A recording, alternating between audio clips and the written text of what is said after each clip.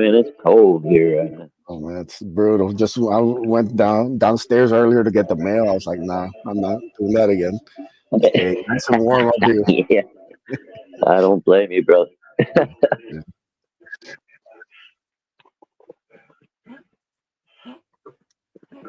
I talked to Ethan yesterday, says Ryan, and he said he's 90% sure you can do the show today.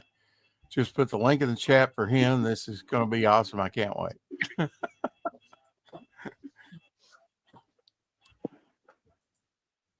Yeah. He said, remember, play Ethan's trailers for his projects. Oh, yeah. Yeah. Hey, Elmer. Hey, Elmer. What's happening, buddy? So Ethan went to a Pat Benatar concert last night, so he might be a little late. Just be sure to play the trailers for all his upcoming projects. So excited. This is going to be sick. Yeah. He's referring to Wakey Wakey. Yes. He's referring to the Rex 6 and 8 pitch. Hey, I've got no complaints. It was good views for me, whether he showed up or not, But today we have, how do you say your last name, Edwin? It's Acevedo. Acevedo. Okay. Maybe I've been saying it right. Maybe I haven't. Yeah, I think you have. Yeah. I'm looking at the spelling of it. Yeah. You told me. Put in your full name in the title because it's like I've been wanting to use this title, On with Edwin. We should make that a show, On with Edwin. I love the title of it. Yeah, man. I mean, most people never call me by my last name anyway. People mostly call me either Ace, Buzz, or Edwin. So. Mm-hmm. Yeah. Well, we were going to have you on a couple of weeks ago, if people don't know, and you kind of got a little sick there. What do you think it was in the end? It's just, I think it was building up. I wasn't feeling great a couple of days before. Then once I woke up that Monday, I was done. I was laying in bed like I'm not getting out of bed today. So I've been out of it probably the last week and a half. Finally, the weekend, I finally started like Friday, Saturday. I was all right. Now I'm finally feeling good. So, and today's I'm sure like the best I felt in a while. So, I'm sure you were going to work through all that too, right? Yeah, work never stops, man. So, yeah, it's been crazy, but we made it. Yeah, I had to get out to get Abby's medicine for her heart, and that's partially why I was late and broadcasting today. And man, that Christmas traffic's just brutal. People don't know how to drive or take their time and linger, and you're like, could you just get done so I can get? They don't know how to drive on a nice day. Just imagine when the elements are bad, it gets even worse. Yeah, it's terrible. Yeah, that's true. And where I live, you get that influx of all the people wanting to come in and shop, because we're a larger city. And traffic just picks up, 25,000-30,000 probably, during the Christmas season, around the holidays. But Bone in the house. We got Omer Glitch in the house. Hey, Bone. Yeah, what up, Bone? Of course, we had Ryan in the chat earlier. It's good to see everybody today that's chiming in, those that are just watching and lurking. We're going to be talking about Edwin's book that's over on Fund My Comic right now, trying to get funded over there. His great anthology. Jay Ryan in the house. Hey, Jay. Ace of Buzz. Jay, the Madman Ryan. I don't know if you can see that. It's like union piece right there by Jay. So. Yeah, it wouldn't be so bad getting a little under the weather, Edwin. I've been trying to fight off a little something myself. And I'm sure you were sicker than what I've been trying to get, but it wouldn't be so bad if you didn't have to go to work and continue your daily routine, do the laundry, whatever you have to do daily. If you could just rest, you might get, 100% quicker, but you gotta pay your dues, and go to work and all that. Yeah, that's what makes it, because like after like 2-3 days you feel better, but then it's like you're still working, you're still doing stuff, and it just like it takes a little longer. If I had like 2-3 days off, I'd probably be fine. I'd just lay low, take some medication, and chill. But the fact that you're exerting energy, still through that, you can almost never fully recover until like a week later. So Did you take any additional time off for Thanksgiving? I'm usually off that weekend, so like at least okay. 2 days. So at least you got that. That's probably why I felt better by the end of it. So, but yeah, I know Shadowhawk, he extended his and took a couple vacation days with his and made it like 4 days off for him. That's awesome. Yeah, that would have been perfect. Yeah. Yeah, it worked out well. I needed the break. Are you going to get any additional time off for Christmas? Do they? Me? Oh yeah, I got. Whoever. Yeah, like go ahead. Go ahead. I get Christmas off, obviously, but aside from that, it's just working straight through probably until early January. Then things kind of die down and it gets back to like a normal schedule. But yeah, I'll be working the next weeks through. A lot of people get busier during this time of year. This is their time of year where they're churning stuff up and ramping things up for employees, workers. Oh yeah. Yeah, especially retail or that kind of thing. So. Yeah. Does that happen to you, Buzz? Is it like an uptick during this time, or is it pretty just steady? Basically, like from November, like mid-November to like early January, the next 2 months are just crazy. Just like after that, it all goes. Yeah. Does yours get any busier, Shadowhawk? No, we usually slow down this time of year. So I'm actually going to be off starting on the 24th, and then I don't go back until January 5th. So it'll be a nice little break. Yeah. And then there's the honeydew list around the house. Yeah, or if we get hit with another 9 or 10 inches of snow. Yeah. Yeah.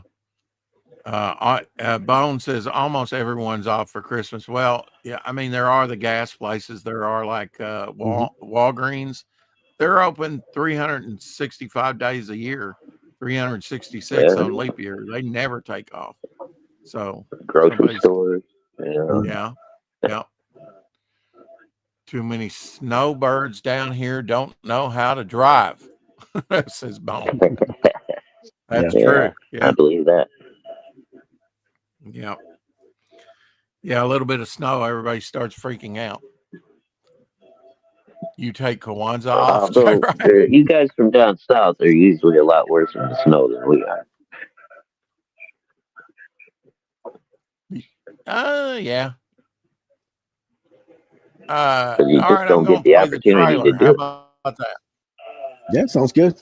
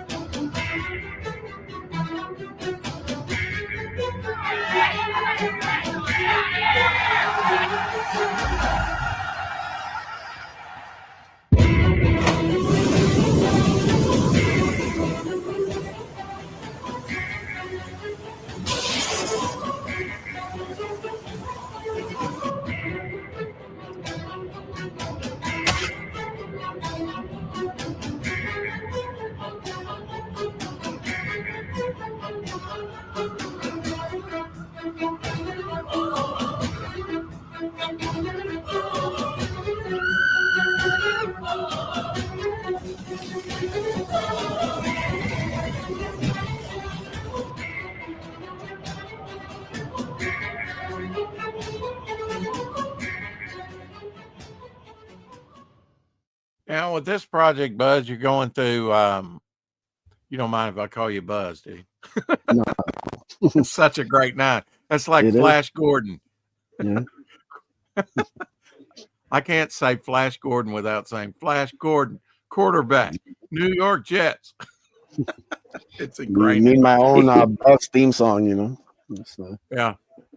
I forgot what I was going to say now. Forgot my question. This is on Newsprint. Yep.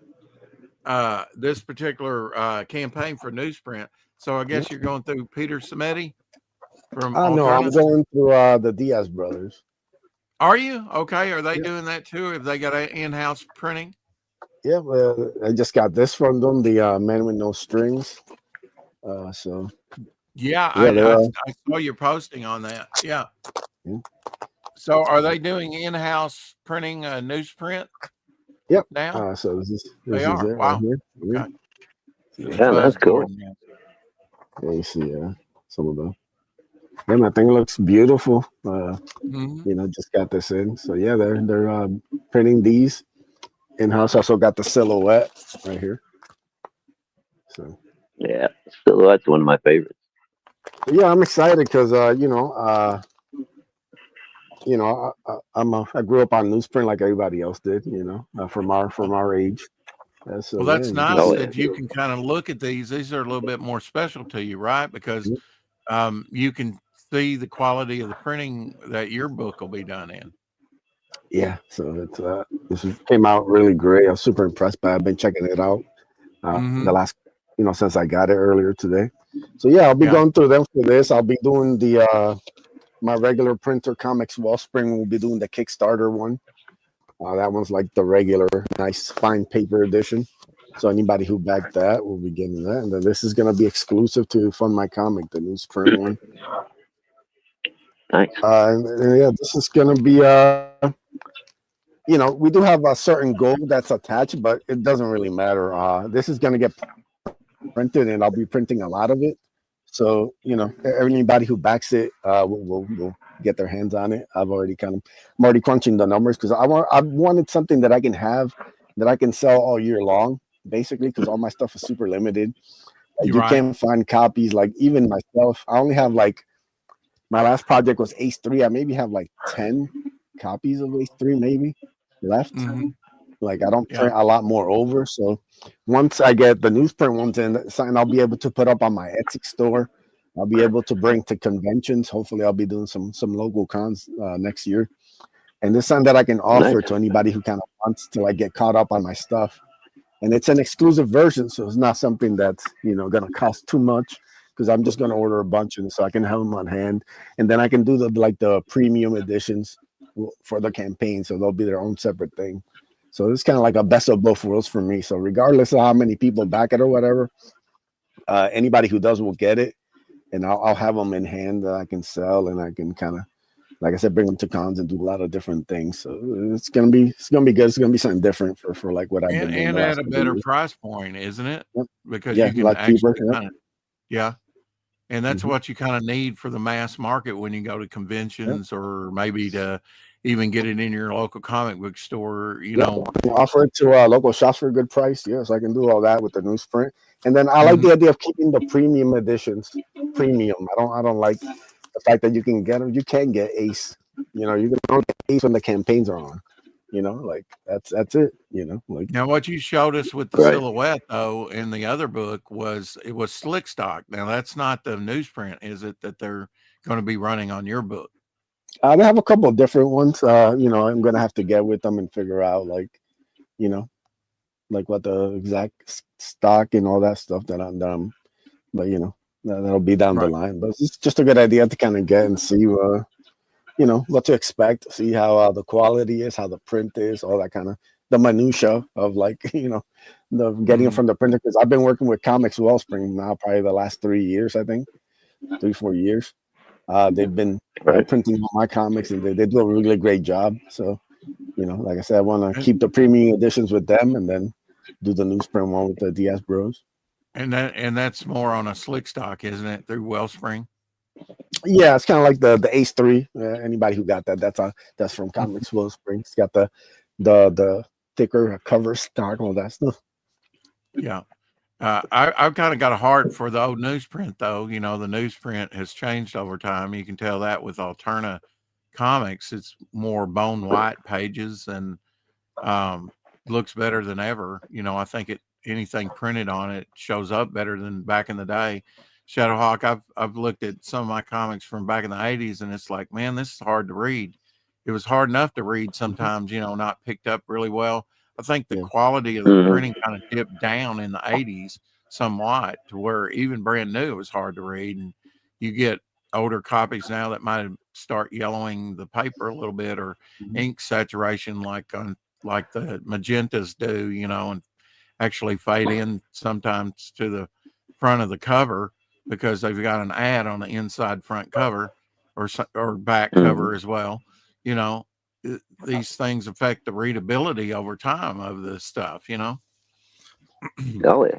And I think a lot of it had to do with them just using cheaper and cheaper newsprint stock at the time because they were printing so many books, Yeah. from that mid '80s until the early '90s, dude. They were printing outrageous amounts of books. Yeah, and I'm sure they're looking at the bottom line, saving money, right? Mm-hmm. Ryan's got a good point. The printing process is digital, which helps a lot. Absolutely. And, I, what makes me mad? I went to the store, right? I didn't get 2 cents back. It's like I went to the bank. I had 3 pennies, and I said, instead of her counting out 97 cents to me, I said, I think I've got some change here. You want, so I got $1 back instead of 97 cents, a bunch of pocket change, right? So I get to the store and I'm checking out. I got no pennies. So I got ripped off 2 pennies. I, this penny thing, there's pennies out there, folks. There's still pennies out there. I don't get that at all. Rounding up, rounding down, rounding up, whatever, and taking your money. I don't like that. It's only 10 cents, but you go down to another store and there's another 2, 3 cents, et cetera, et cetera. It adds up. It's like, can I have my exact change back? I mean, it's not like pennies disappeared overnight. They're still out there in the banks in circulation.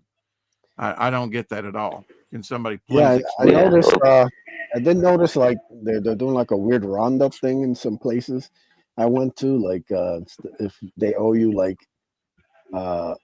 27 cents, let's say, they'll give you 30. So super weird. Yeah. Now, that's just out and out theft to me. I'm like, my God, aren't things more expensive? Right now, anyway. Maybe that'll go down, maybe it won't, but it's hard enough. Well, what they're going to do is just adjust the pricing indexes so that everything comes out to $1.75, $1.95, or an even total instead of everything used to be $1.99. It wasn't quite $2. It was still So well, the process has begun. I'm like, why don't these businesses are glomming onto it right at the beginning? Oh, they're doing away with the penny. We need exact change, and we're going to round up. It's, and it's like there's still a host of pennies out there. It's not like people are hoarding them and they're gone. You can go to the bank and get your rolls of pennies. I don't get it. People are starting to grab them and hold on to them. Yeah. I've seen quite a few people on YouTube already talking about it, that they're already, gathering up all them pennies and putting them away. They might be worth something one day. Well, I don't know about worth something one day, but you might want to get some uncirculated if you want that. But yeah, they'll be worth something. The same time, the Brigade number 1 is worth more than maybe. Yeah. If the price of copper finally goes back up, maybe they'll. and really, Edwin, Brigade has some of the nicer covers that came out during that time. I really enjoyed the energy and the artist that was doing the covers on Brigade. But yeah, I get your point. That there was a lot of image speculators and stuff. And I was one of them. I thought that was going to be the next big book. I thought that was going to be the new X-Force. I taught copies of Brigade back in the day. Yeah, I taught collectability, and I think this group that we're in, online, what we're doing is going to be collectible one of these days, But I think that's secondary to having a good story, a good read, and it looks like, you're doing this with you rolling all you got enough produced now to roll it all into an anthology, and that's gotta been one of your goals when you started out, right? I would think. No, not initially, but it is something that, you know, eventually as I started to work on more stories and stuff, the idea of having some sort of collected edition that features everything that wouldn't Mhm. have to be like a big crossover or anything. The idea of doing like a short story anthology that kind of grew on me. And then once the Diaz boys they did the Lost Pages anthology, you know, that kind of like really kind of triggered like, yeah, this is something I would like to do. I have enough like IPs now and enough ideas and enough kind of cool art that I think everything would blend together. So it's been something definitely be planned the last like 2-3 years for sure. Yeah. I mean, you would think, as much as I know about comics and look at comics, that I would have thought of this before, but it was only a couple months ago I got to thinking about Golden Age comics, and they had several features. Nearly every book starting out when comics was selling in the millions in during pre and during World War II in the Golden Age comics. Uh-oh, I got an echo there just for a second. Anyway, Yeah, that it, ain't it me, is it? it's fine now. It's fine. Uh, uh, they were all anthologies, and I can't believe I didn't think about that before. Adventure Comics was like that when you have different features, and yet I've people come on here. Well, anthologies don't sell. What do you say to that? They don't. They But don't. you know, Okay. no, they don't. Like I've never really seen anybody, even like I said, the DS Brothers, Lost Pages was very it was you know definitely a project that was successful for them, but like to like what I think it would normally get if it was more focused on one or two characters, I think it would have probably done better. There's just something weird about there's like a hang up about multiple stories. You know, I think you Yeah. could do something maybe like the Marvel Comics Presents where you can present like two main stories. But I think once it goes past that, I think people will start to kind of like just like there's a lack of focus. Yeah. So it's definitely you're taking a risk for sure, but you know, like I said, this is what it's all about, man. It's about creating cool stuff, and maybe there won't be the biggest market at the front of it, but maybe on the back end, people will track it down, and then it'll be more like a same thing with the ash cans. Like I don't think ash cans sell, but I love the idea of an ash can. I think like there's like a Hmm. niche that you can do like the bloodbone ash can and something dope that the collectors who really like that stuff. They might be small amount, but they really love it. Like I'm a huge like I Mm-hmm. Right. just picked up I just picked up the Death Blow ash can a couple weeks ago. You know, like this is stuff that I collect. If I see like the old like '90s ash cans, I'm always collecting them because you know that's like my thing. But Yeah. overall, with a big audience, it's not. But you know, it's all right. All right, well, check out my eBay there, Edwin. I got a bunch of ash cans up there for sale from the '90s. Oh, there you go. Hey, yo, the Ninja Jenko and Carrie in the house. Welcome to Elsie. All right, I think we're caught up. Absolutely. Um, Welcome everybody.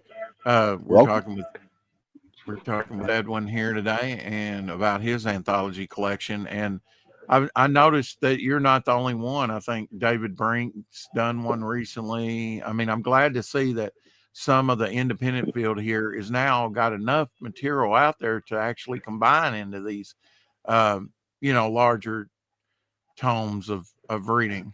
Um, and to me, yeah, that's kind of a long term goal. You said really wasn't yours when you were starting out, but and I like how the Zaid Comics is doing it right. Mhm. They did do their anthology, and now like you just got in today, the Silhouette, which has Mhm. already been previously introduced in another book. So Yep. they are going with those single issues, but they started out just introducing all these Yeah, characters. I think that was a smart move. Pivot to like the single issues. You know, Yeah. once you kind of But now launch I it, think Mm-hmm. it and was it's cool. I smart. think it was cool the way they set it up is to Hmm. introduce, see Yeah. what cream rises to the crop. Everybody likes Silhouette. Okay, we'll do him. what are the most popular out of all these ideals we Mhm. have, and what feedback, sort of like test the waters.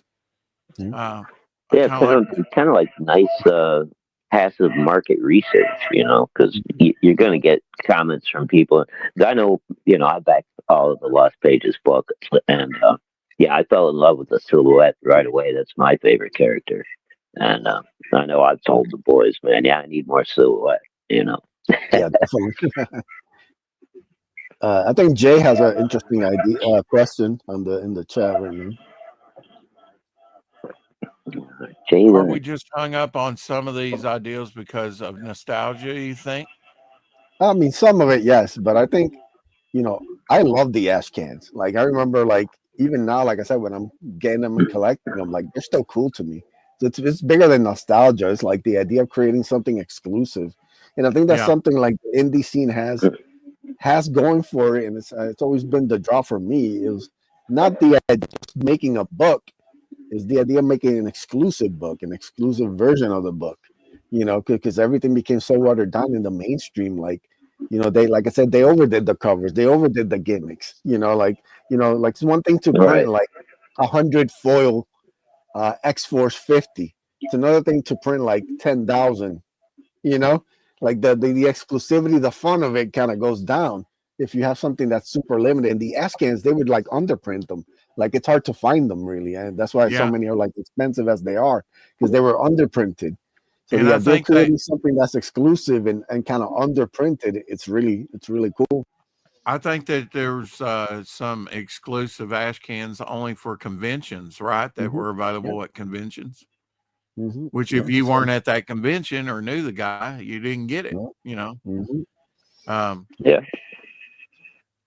is that just it for you? Kind of the exclusivity, or because Yeah. not all of them like give you a full story, do they? They're kind of like a preview, No, aren't they're they? just an introduction. Like the first like 10, 12 pages of like something like like Stormwatch would have like an ash can, Hmm. like through Wizard, Hmm. they put out like a number 0 ash can. So you'd get like the first 12 pages exclusively in this little format, and then you spin off whether you wanted to. Even if I never collected Stormwatch, the elite launch number 1 afterwards, I still like the idea of having this intro issue. That Right. became like a Yeah. cool little collectible for me. So it became like its own thing in many ways.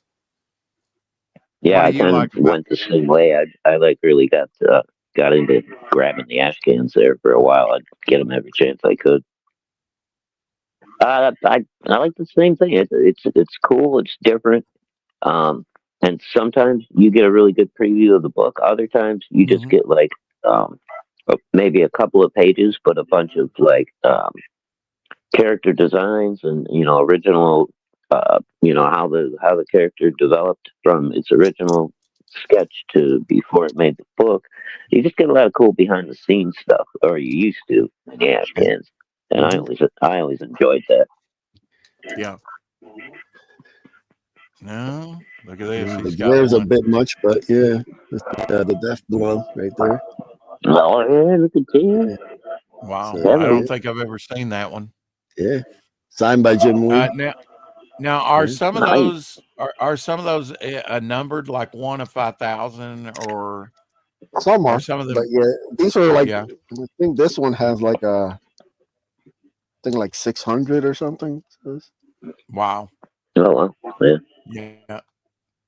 That Yeah, could be. Wizard It's was hard to good tell with the for. blue lighting. It's hard to tell what the number is, but like some of them did, so it's cool. Yeah. Yeah. I think some of those are definitely going to, and have already started to go up in value, especially the very limited ones that are desirable. Um, like I think Oh yeah, Mike even Manola did something with Hellboy. You know, Yeah. that's yeah, people Dale kind of did desire. a limited edition red foil pit issue. I forget. Yeah. I think it was only available at a certain convention or something, but I managed to get a hold of one of those, and yeah, very cool. Yeah. Do you have plans at some point to do another ash can? Because like on this uh, project here, you introduce a new character, the bald guy with the goggles there. Xavier, yeah.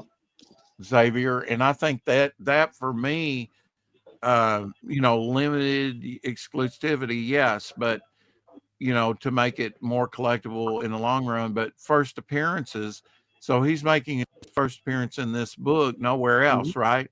That was it. So to me, that's what really makes something collectible is first appearances of either objects like here's our Blackbird to fly around with in the X-Men. Here's the Baxter building in Fantastic Four or the Pogo plane.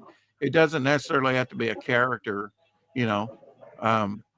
But when you introduce new characters, I think that's what helps collectability more than anything, Yeah, There, for sure. there's something Especially about getting that. two new characters in the anthology. So the Blue Blaze character. And often the ash cans have first appearances. Like you say, they're kind of like a trial thing that people do first. That's what I did with Devil Flyer, and we did a total of $1,429 with the ash can before it Awesome. closed out. Which is not too bad for an ash can. Yeah, not at all. And definitely, I think it's affected, the current campaign, that there grew interest. Now, with that said, one of you out there sold your copy less than or only 100 printed.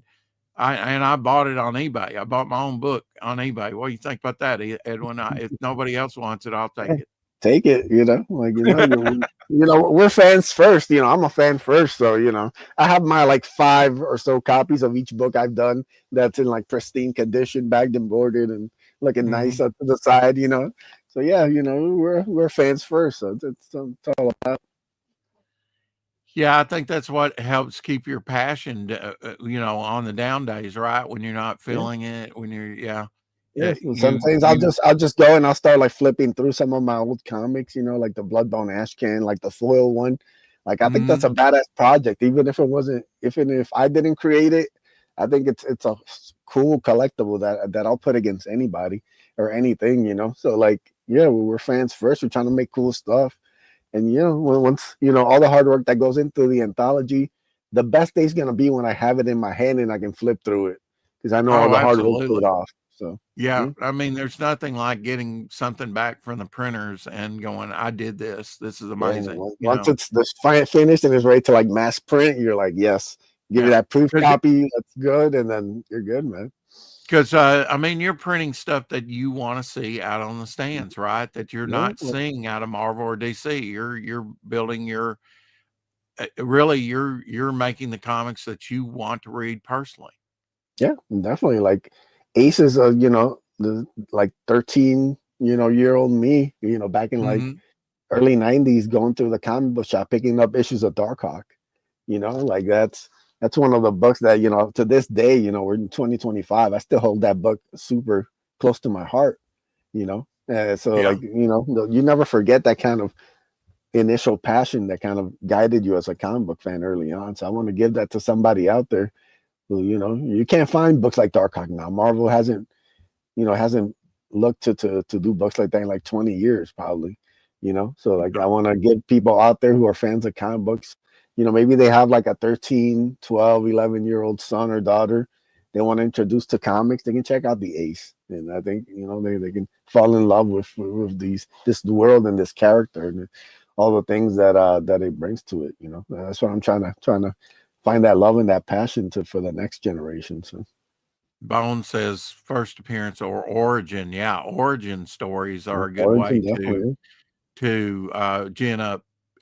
Origin stories you can do in later issues, like I plan to do with Devil Flyer. By then, hopefully, he's a beloved character by people, and they want to read his origin. How he came to be. But it doesn't. It's almost like hitting reset when you tell an origin story, isn't it? Like, oh, this doesn't not necessarily have to be a #1 issue, but it's like, oh yeah, we're getting in on the ground floor of actually was thinking of doing like an ash can for a new character and doing like their origin, like because a lot of the characters I work on, everything except Ace doesn't really have like an origin. Mm. But yeah, I'm thinking about introducing a new character and giving you like the origin of it, like in the first like 5-6 pages, and then it spins off, and you can go to like, so it'll be interesting. We'll see if it develops, but yeah. I'm glad to see that you're doing a newsprint edition sketch cover, and I especially like the logo. Is that the way it's going to be printed, almost like it's in blue line blue? Yeah, that's the Shelby designed it. He did a couple different versions. He did one I think was like with the regular logo, but this one like a blue line. Yeah, So, yeah. I like the blue line. I really do. And I like that I think I'm going to have a blank sketch cover on every campaign. I've got one on my campaign right now, and I think I'll do that on subsequent campaigns because it just seems like a no-brainer. And there are people that like to get the blanks and draw on them, whatever they might want to draw. Yeah. It doesn't necessarily have to be, your characters. Yeah. I like that aspect of it, and I also like that if you have a few left over, you as an artist, if you're an artist, you can do your characters or remarks on there and sell them on the next campaign as original first printings, but with original art on the cover, or maybe get some of your art team to do some blanks. It just seems like a no-brainer to me. I'm so stoked to see that you put just a blank sketch cover there, but you done it in blue line, even with the margin around it. I like that. That's very cool. Yeah, thank you. Hmm. So tell us about. Let's go through the tiers real quick here. You can pick it up for PDF for $10. Yep, we offer the digital, for everybody. You got the Mhm. got the physical copy. I believe is right below that one. Right. So yeah, like I said, it's newsprint. It's $10, and then I think it's 5 shipping US. So it's very like affordable book. Wow. For everybody to check out. You got the sketch cover there is a little more, so that's 15. Like I said, beautiful blue line. Then we did like a bunch of bundles and stuff, so you can get the ash can plus the sketch cover for 25 there. So you're actually saving some money, right? Yeah. When you're on the bundle. Yeah, you're saving on shipping mostly, but yeah, because I think it's just Yeah. like $5-6. So it's a little easier if you want to. And then you got the anthology, you got the Bloodbone ash can, and then you got the sketch cover bundle together. Trying to. I said if you want to dive in and get everything, you can get it all. Save you a couple Now bucks. ash cans, your ash can is smaller, right, in size? Yeah, it's this is the sketch cover one, but it's the same size as the regular. This is the Bloodbone ash can, and this is the silhouette. Okay, so it is. Oh, okay, yeah, you can see the comparison, the So difference yeah, it's there. 8.5 by 5.5. So Because traditionally ash cans are smaller, aren't they? They don't have to be, but I've actually got some that's the books cool that thing say about it, ash. it's like a mini collectible. It's like literally just like a shrunken down, and this is the only Bloodbone thing that's the anthology is going to be the second thing that has Bloodbone in it. So like this is really the only way to get like Bloodbone is mostly through this ash can until I do the number 1 next year. So yeah. Yeah, that's cool. Is that going to be your next project, Edwin? Yep. Is Bloodbone number 1? Yep. Bloodbone number 1 coming in the summer, July. Get ready.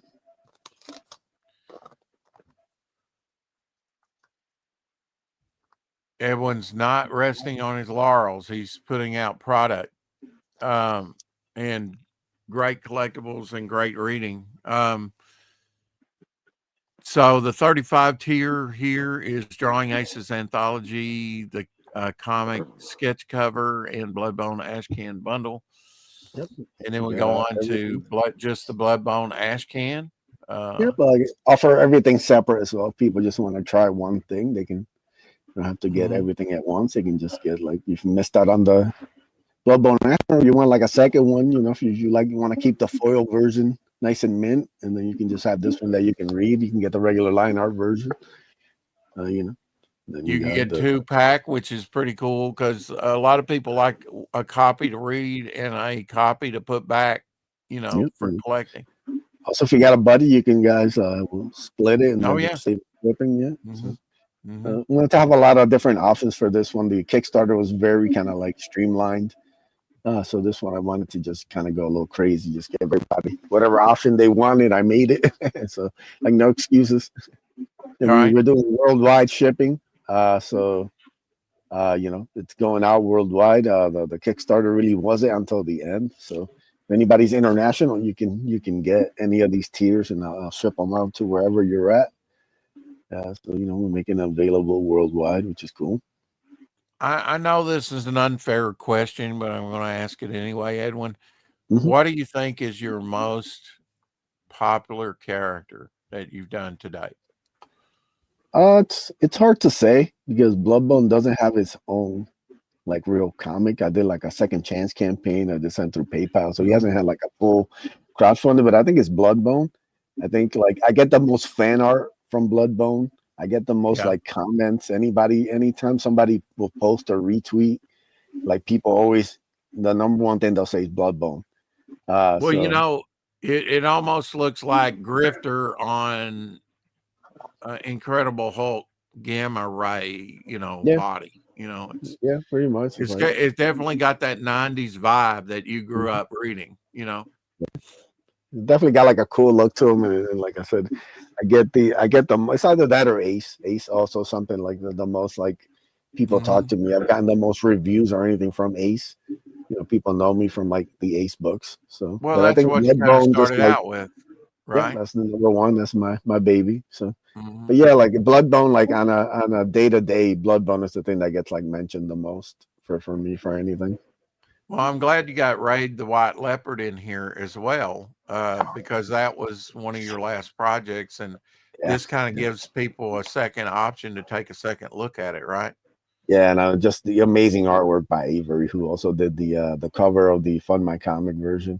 Like this dude is so talented, and he just killed it on these Viking pages. It's really, the guy's so talented. Like it's kind of crazy, So hopefully people check it out and they like it.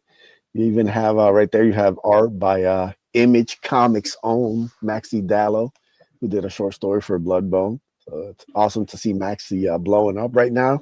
But yep, he did do some Bloodbone pages for me before he blew up and started working for Image. So yeah, you can grab the story there. What is he currently doing over there at Image? Do you know? Yeah, he's doing a book called Lost Fantasy. Okay. And of course, this is your new character. Tell us about your new character again.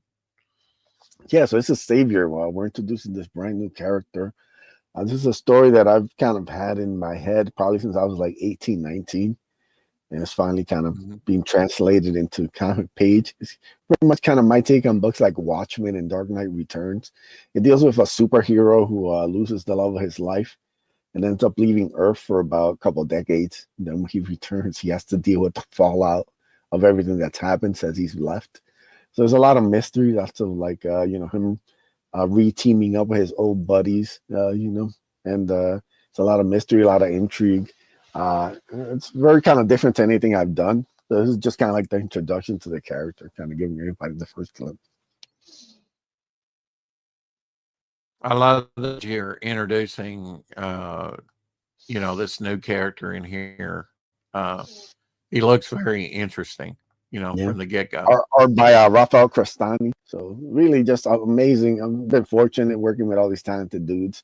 I got Joe Ball, I got Avery, I got Rafael, I got Barbusco, I got Maxi. Just super talented guys, all doing a great job on this. So I'm excited to get this in people's hands, and I guess I want feedback. I want to know what everybody's favorite story was. Want to see what they want to see more of, all that stuff. So, and right now, we have I'm finishing the letters for the Kickstarter.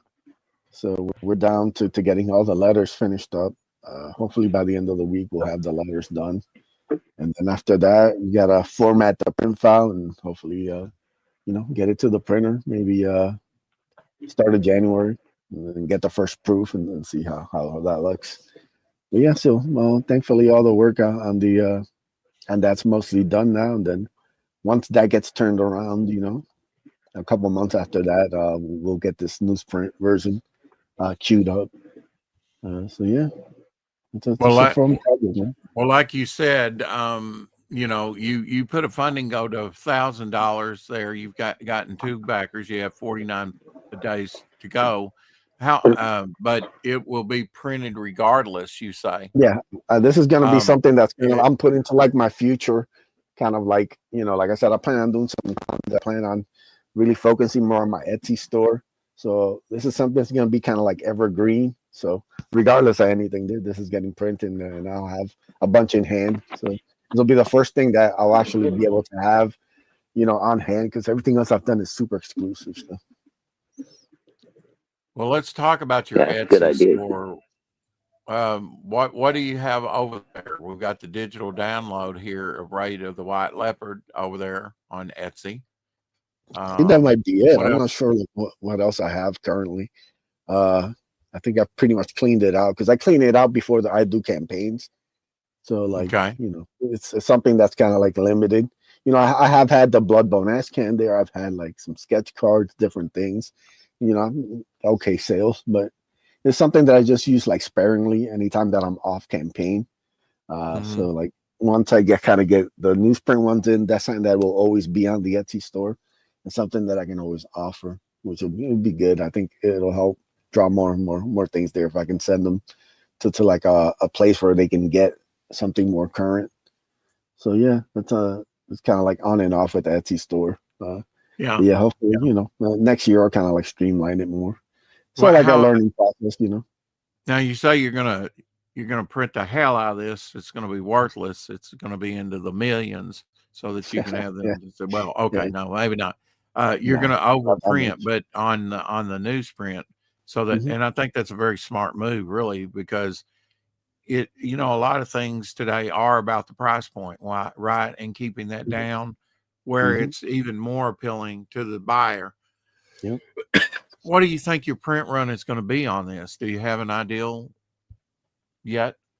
Not yet. I'll have to see, kind of like, because I've talked with the DS brothers about a price point and stuff, but like I said, it'll just kind of depends like how everything's looking. But there'll be enough copies. Like I want to have enough where I don't have to like worry about like restocking anytime soon.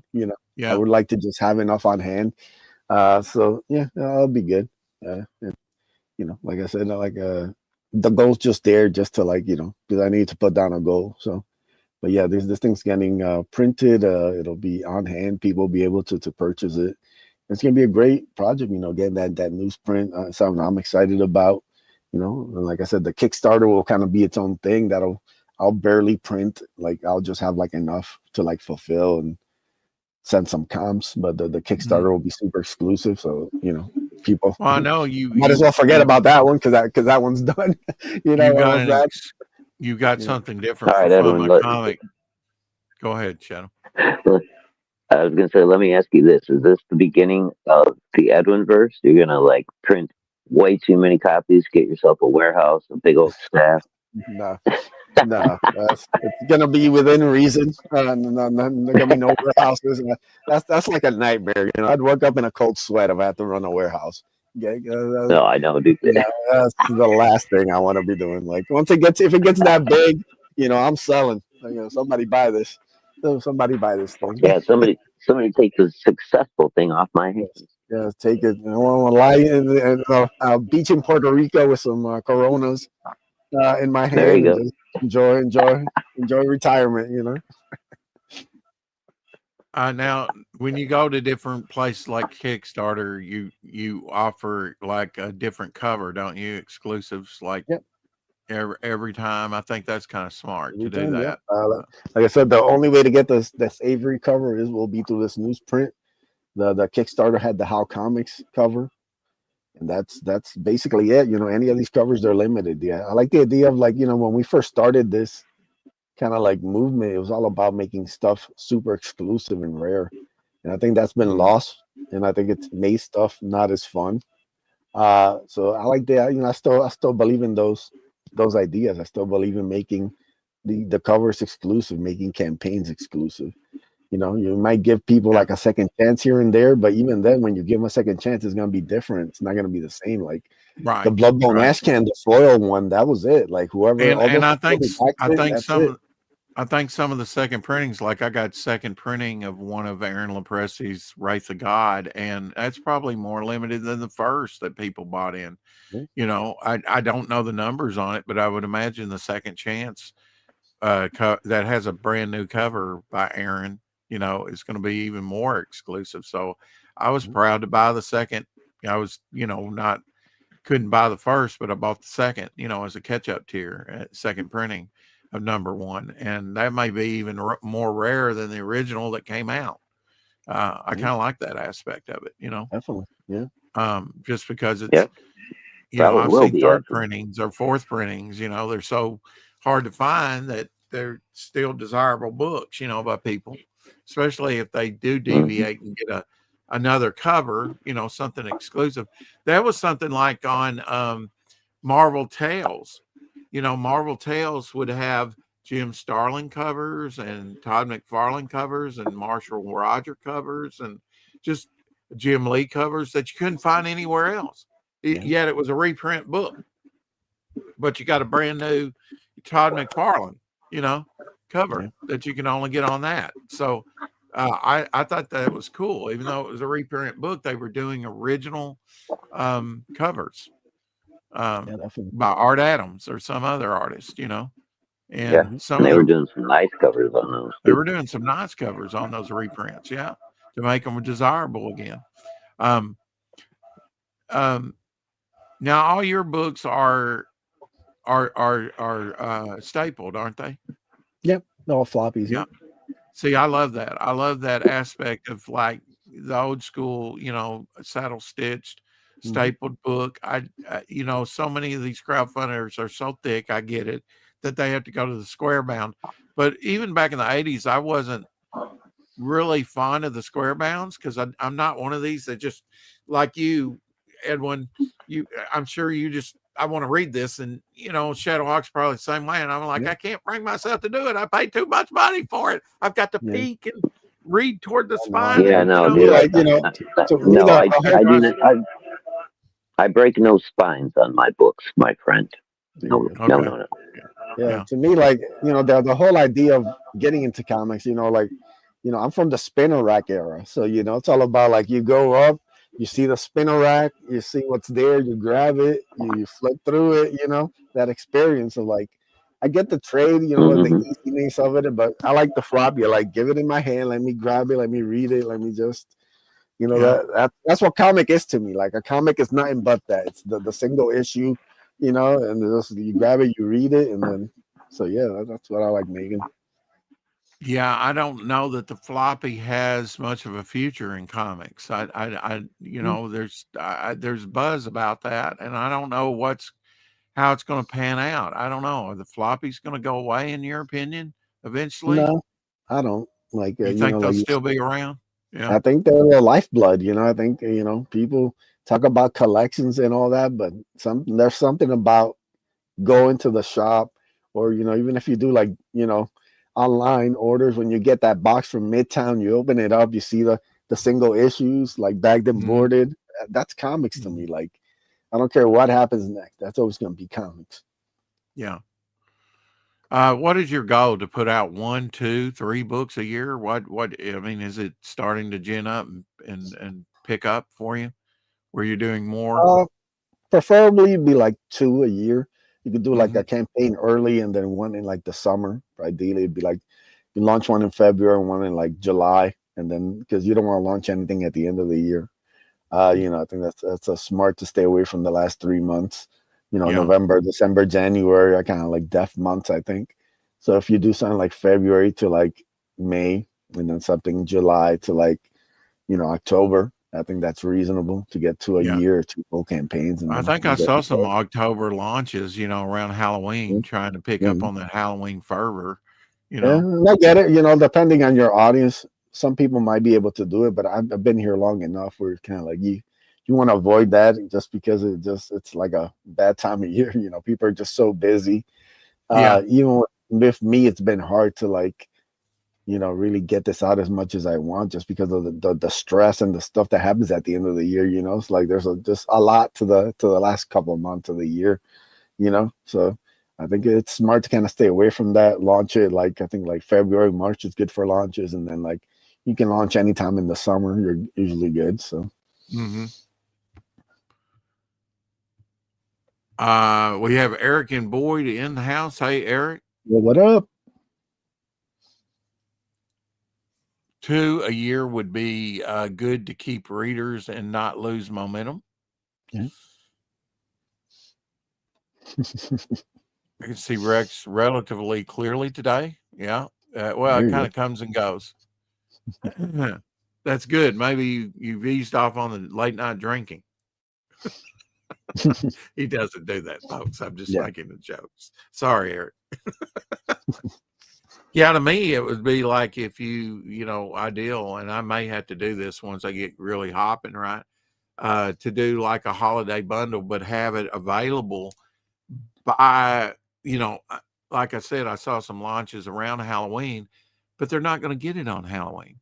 Yeah. It may be sort of ghoulish and horrific or whatever titles, and that's cool to buy around Halloween, but they're not going to get it at Halloween.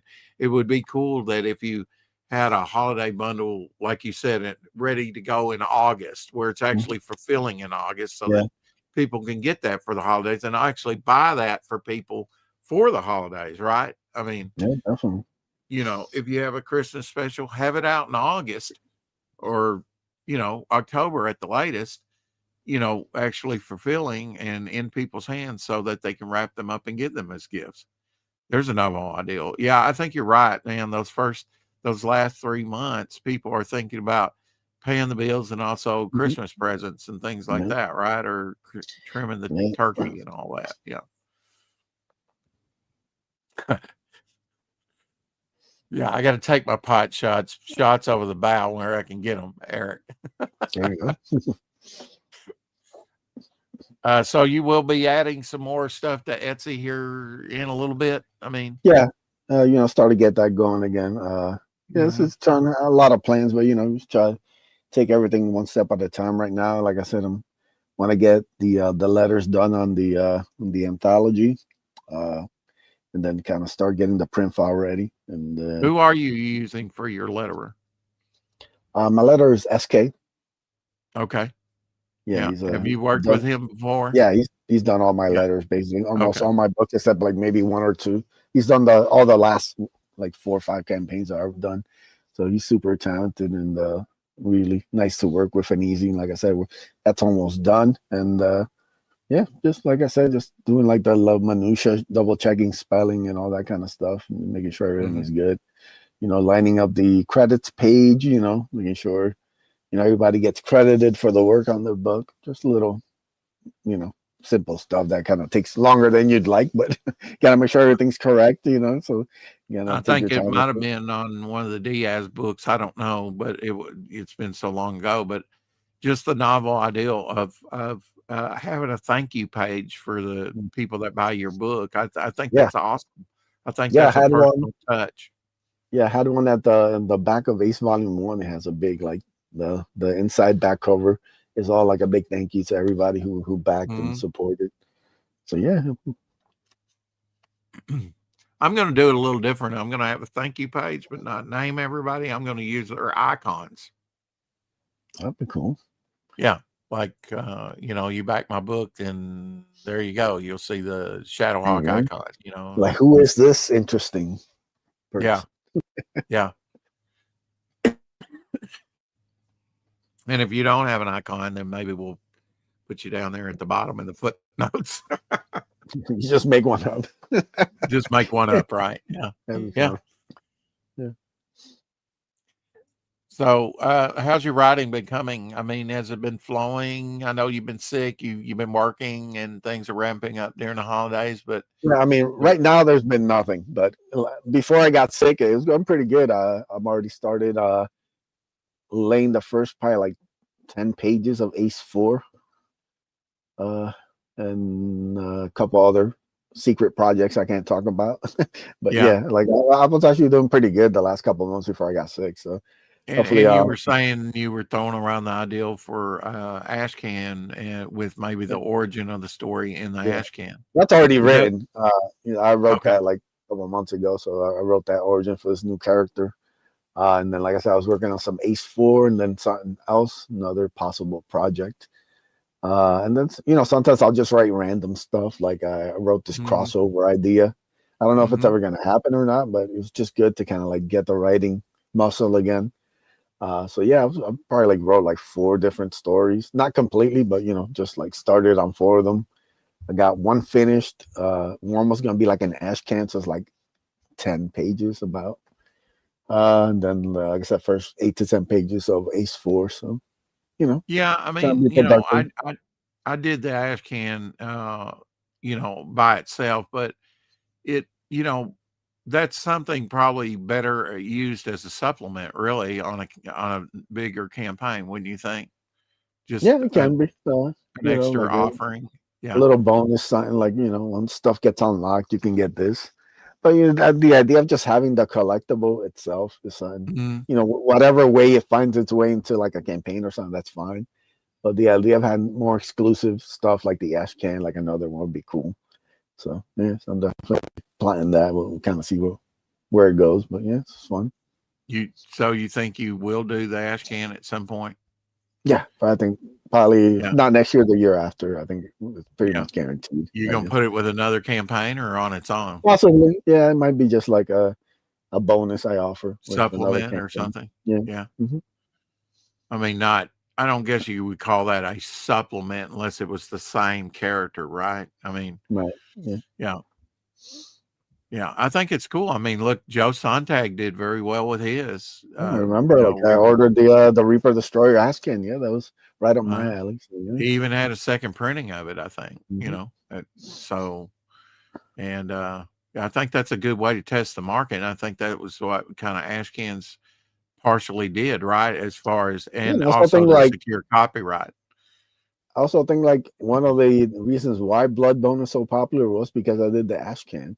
The fact that I was able to get like promotion and like give you the first glimpse of the character like I was able to, I think it's part of the reason why like I think it's taken off like it has, why so many people like want to do fan art of the character and stuff. So like I think it helped with that. So maybe doing with a new character will hopefully get even close to the same response, because I think the character I'm coming up with is really cool and it's fun. I see some chatter here in the chat about females. Women breeders. Are you seeing quite a few buy your books, or is it primarily? It's probably. I mean, let's face it. We're in a primarily male audience here. I don't want to insult anybody, so I'm gonna keep my comments. I just said I don't know how many are even in the space. Yeah. So yeah. Primarily a male audience, though, at least for your product. Completely. Yeah. And don't I don't think I've ever gotten one review from a female reader, but like I said, I don't interact with many. So like I don't even know what percentage they would make of the overall audience. So yeah. Well, now you're married, aren't you, Buzz?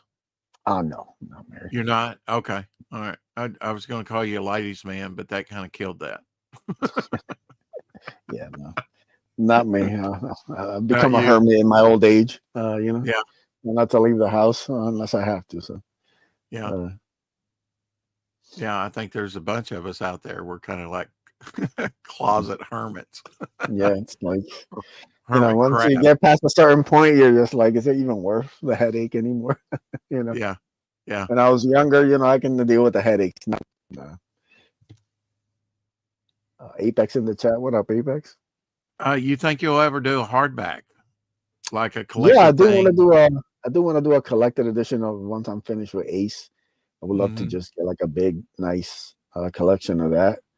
Yeah. You know, I want to try like maybe doing like an artist edition with Bloodbone once I have a couple in.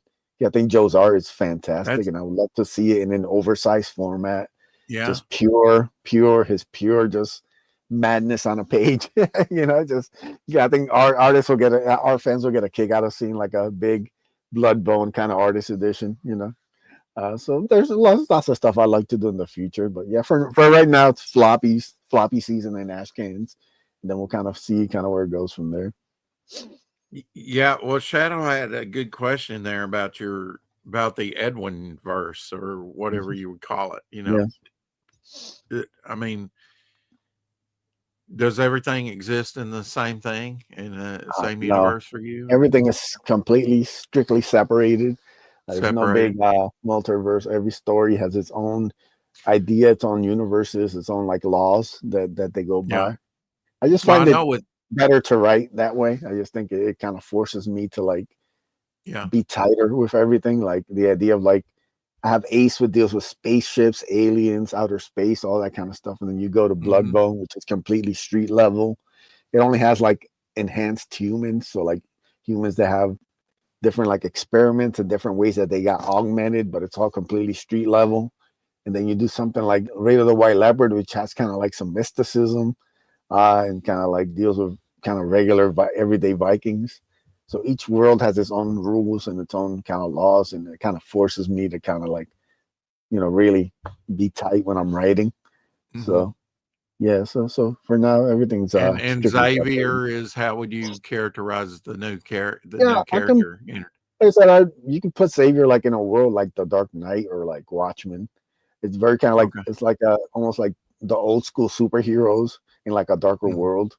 So it kind of deals with that. You know, a lot of consequences, a lot of you know, deals with like repercussions of people's actions and what they've done, and like you know how you know every decision ends up having a cost in the end. So like I said, that was very much I was in a different headspace when I wrote it, but I think it kind of holds up to the idea of it in current day still because I think a lot of those same themes haven't been explored like they should have. Mhm. So yeah, that's really interesting. You know, so Well, it's you like a may big not be ambitious thing. doing an Edwin verse yet, but or whatever you would call it. But Yeah, now you have been growing sort of your single hero Ace and making it kind of in a group setting. yeah, Starting with issue 3, I guess you were kind of building up to that. So, yeah. uh, So that was so fun. Like that's one of my favorite issues I've written so far. Ace Volume 3, the nice team up between Ace, Akula, Angelique, and Desi, all mhm. teaming up to fight the Hyon. So that was a lot of fun. That was really, you know, it's kind of I'm having a bit of a hard time topping that with Ace 4. I think that's probably why I took some time off and now kind of like rewriting it and kind of getting it right. But I think Yeah. it's gonna be fun too. Like you know, we kind of get some answers finally. I've been building up everything the first 3 issues, and I think issue 4 is gonna actually give you some answers, so people feel a little like completed, like they're getting some answers. But then also it's gonna lead to more questions. So you got to keep them coming back. Yeah, I'm glad you mentioned that because it is about okay, I've set the bar, I've set the bar, set the bar, set the bar, set the bar, and it just gets higher and higher, right? It gets a Hmm. little bit Yeah. rougher to top yourself. I think that's why, I said, okay, let's just say I had Devil Flyer 1 through 6 out, the climax in issue 6, which kind of a lot of falls out into issue 7, and by that time it's become just Devil Flyer in the book, with all the other characters within his story. But I said, how can I top that? And it's like, well, give them the origin. I can think of no better thing to do to get you further invested, but to know his backstory. Now, I think in some cases that takes the mystery away. I think, I and Doc Yeah. Like Blaylock talked about that a little bit to me, yesterday like on the show. it depends on the character and like one of the Mhm. people. Another thing with Bloodbone, people always ask me like, "Oh, you know, when are we gonna find out more about Bloodbone?" I'm like, "You don't want that. That's gonna ruin the mystery." Yeah. You know, like you'll Yeah. get some answers, but the day Wolverine died was the day that they told you his backstory. Yeah. He's never been the same since. And to No. me, Wolverine up till that point was the coolest character ever because you got glimpses of his past, but you never knew exactly where everything fit in. Like you knew he was old, you didn't know how old he was. You knew he Yeah. fought in World War II, but like there's no other frame of reference. You knew he was part of this weapon, so you were trying in your own head to slot where Wolverine did all this stuff. But the moment they gave you all the answers, he became like just another guy. So yeah, like, I was fine with the Marvel comics. You know, the Barry Windsor Smith stuff. They kind of gave you the first real glimpse at, you know, Weapon X and you know, in what I consider his first appearance, but people just say cameo appearance in 180 of Incredible Hulk. He identifies himself as Weapon X and as Wolverine, both personas. So I think that was, you know, Weapon X. Ooh, what is this? You know, so but he actually that was introduced with his first little cameo, you know, his first appearance, I think. But that's crazy to me. You know, it's like if the character's not on the cover, you know, they want the character on the cover, you know, to be the first appearances. And to me, it's you know, they got a sliding rule with that. And they make it up as they go, like literally. The good thing is though, you can whatever version you get of the Drawn Aces Comics group anthology, Xavier is on the cover.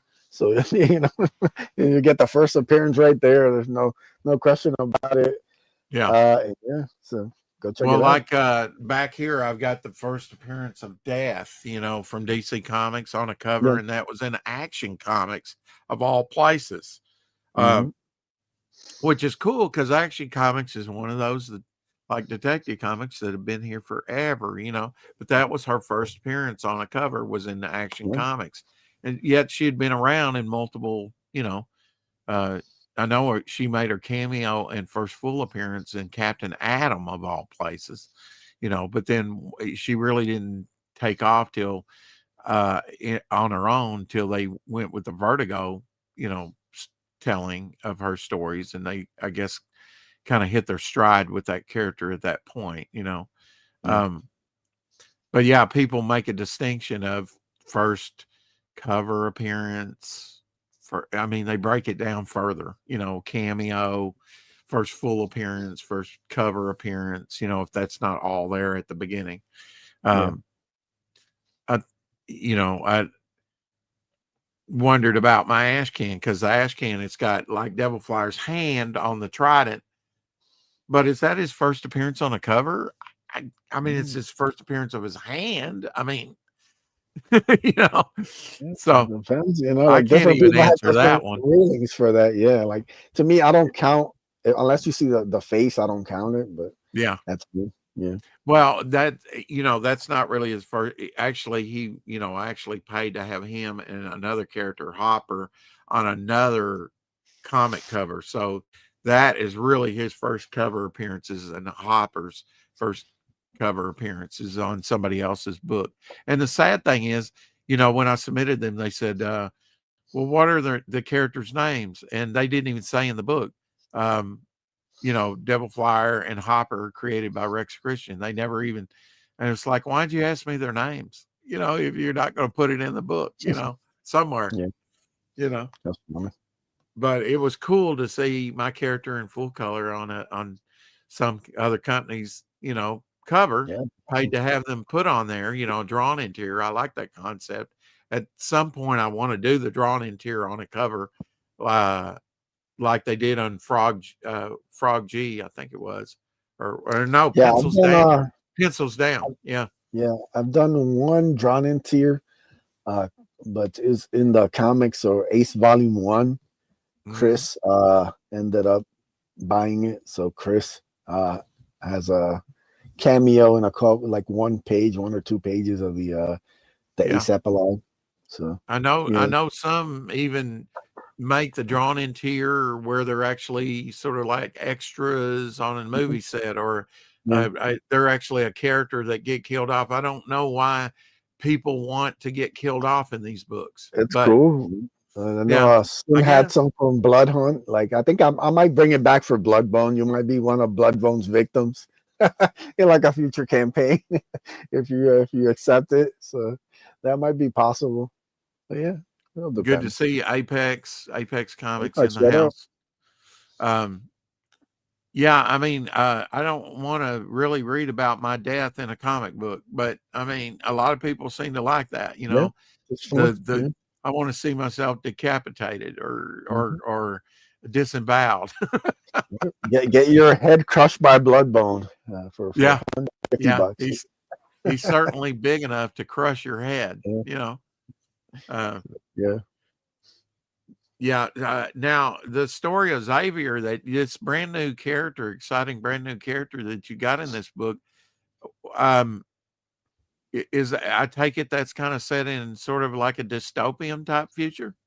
Yeah, like I said, it's very much kind of like dealing with the aftermath of the world's greatest hero leaving Earth for a couple decades, and kind of everything kind of goes sideways. So Bone knows my weakness. I don't like yeah, mayonnaise. there you go. Yeah, that would be my thing, you know. Um, yeah, I mean, I don't think enough artist editions are probably being done. I Yeah, think you're on the right track there. You know, I think yeah. maybe Mike Barron, maybe with Bronze Star or something. I know they're Mhm. doing some largers. I guess you'd call them artist Yeah. editions, but and I get Yeah, it. It's kind of niche, but it's kind of neat to have. And it you would be. know, Yeah, I mean, the yeah, biggest problem for me would be to like one find the place I can print it. right, Like a yeah, true artist edition. 'Cause I could probably find someone that can do an oversize, but I would like to mhm. maybe do like a real artist edition, and then it'd be expensive as fuck, and then trying to ship that thing would be like a nightmare. Now, So for your projects, is it a mixed bag? Is it digital art? Is it original artwork as well? I mean, how do yeah, your depends on the artists? art. Like Joe's all traditional. Raphael, I think, is all digital.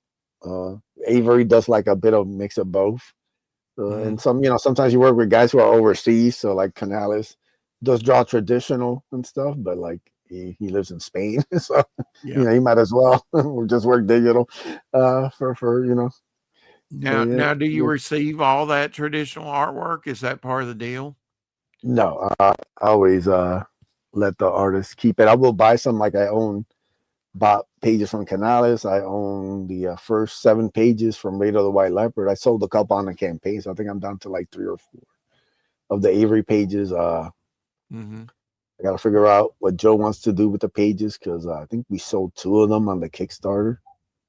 Well, that is a big Figure part of that out. getting that campaign Yeah, total up there, isn't it? Is mhm, by yeah, offering original artwork on a campaign. yeah, for sure. Yeah, so Yeah, that's another way a person can kind of buy into the campaign and have an yeah, I think exclusive. we'll probably do like all the pages offered for Bloodbone, possibly. Like I said, Joe's not a fan of keeping tons of artwork at his home. So, Yeah.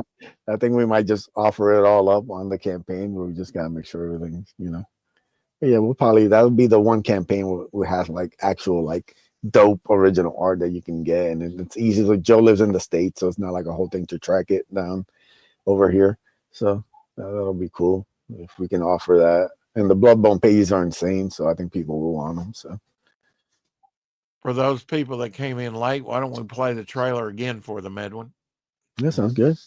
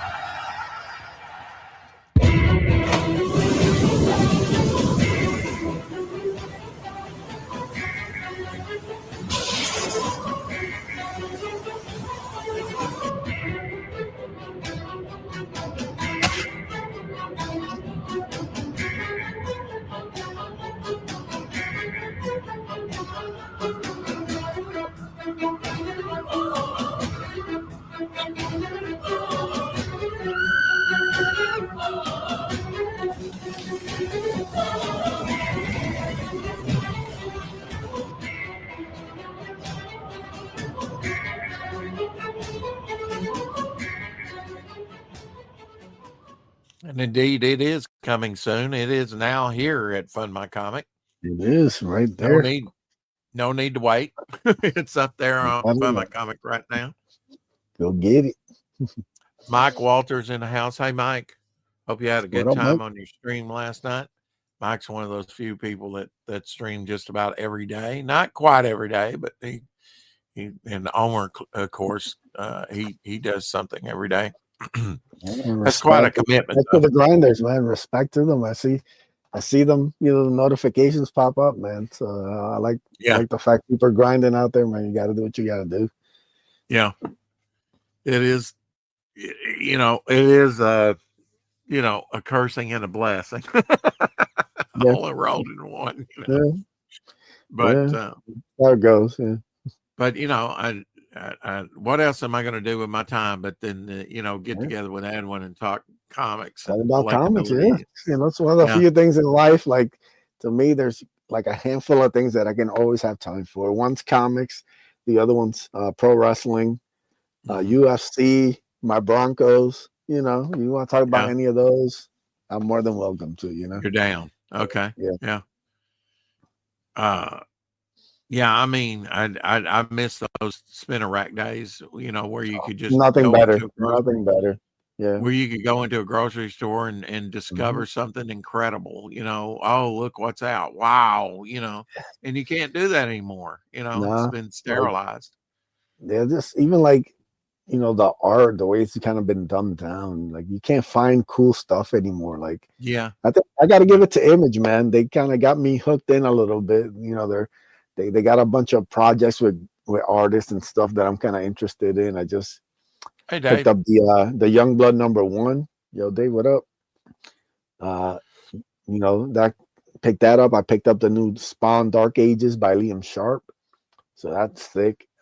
Final Boss #1 by Tyler Curtin. Like I said, I just picked up Maxi's new book, Lost Fantasy #5. And then I know they got some more stuff coming with The Darkness coming back. Looking forward to that. So yeah, it's like Images is at least they're doing the right thing, man. This is the idea of what comics was, man. Is, you know, interesting characters by super talented artists. And like, you know, the blending of those two worlds. And that's something that's severely lacking. Like, you know, I see like good artists wasted on books that have terrible character designs and just the lamest stories ever. And then I'll see like, you know, dope art with just like lame writing. And then just like there's not a blend of like a dope looking character with sick art. And I think that's what Image is hooking back into, man. You know, when you say bad writing, it's like R.L. Stine that did Goosebumps. He tried writing Man-Thing, and his writing, I don't know why, I was kind of excited because I never read any of the Goosebumps stuff, to read some of his writing. It was utter, it was awful. But now the artist that was on Man-Thing, wonderful artwork. You know, I basically bought it for the art. Because the writing was so stupid. I mean, you know, they had the Man-Thing speaking and that he was like a big Hollywood celebrity. What? What in the world? You know, but the artwork was sick, you know. That's tough. But I would prefer to have a good story with the art as well, you know, for my money. But yeah, I don't know what the problem was there, you know, with R.L. Stine writing Man-Thing, but he didn't do a very good job of it, in my opinion. Another thing is just the really bad character designs that we get nowadays. Like I look at the X-Men and I'm like, who came up with these costumes? Like the X-Men have the dopest look ever. It wasn't just their, you know, X-Men attire. It was even like their street clothes were cool. You know, like and now X-Men are just like some wannabe like models or whatever nonsense.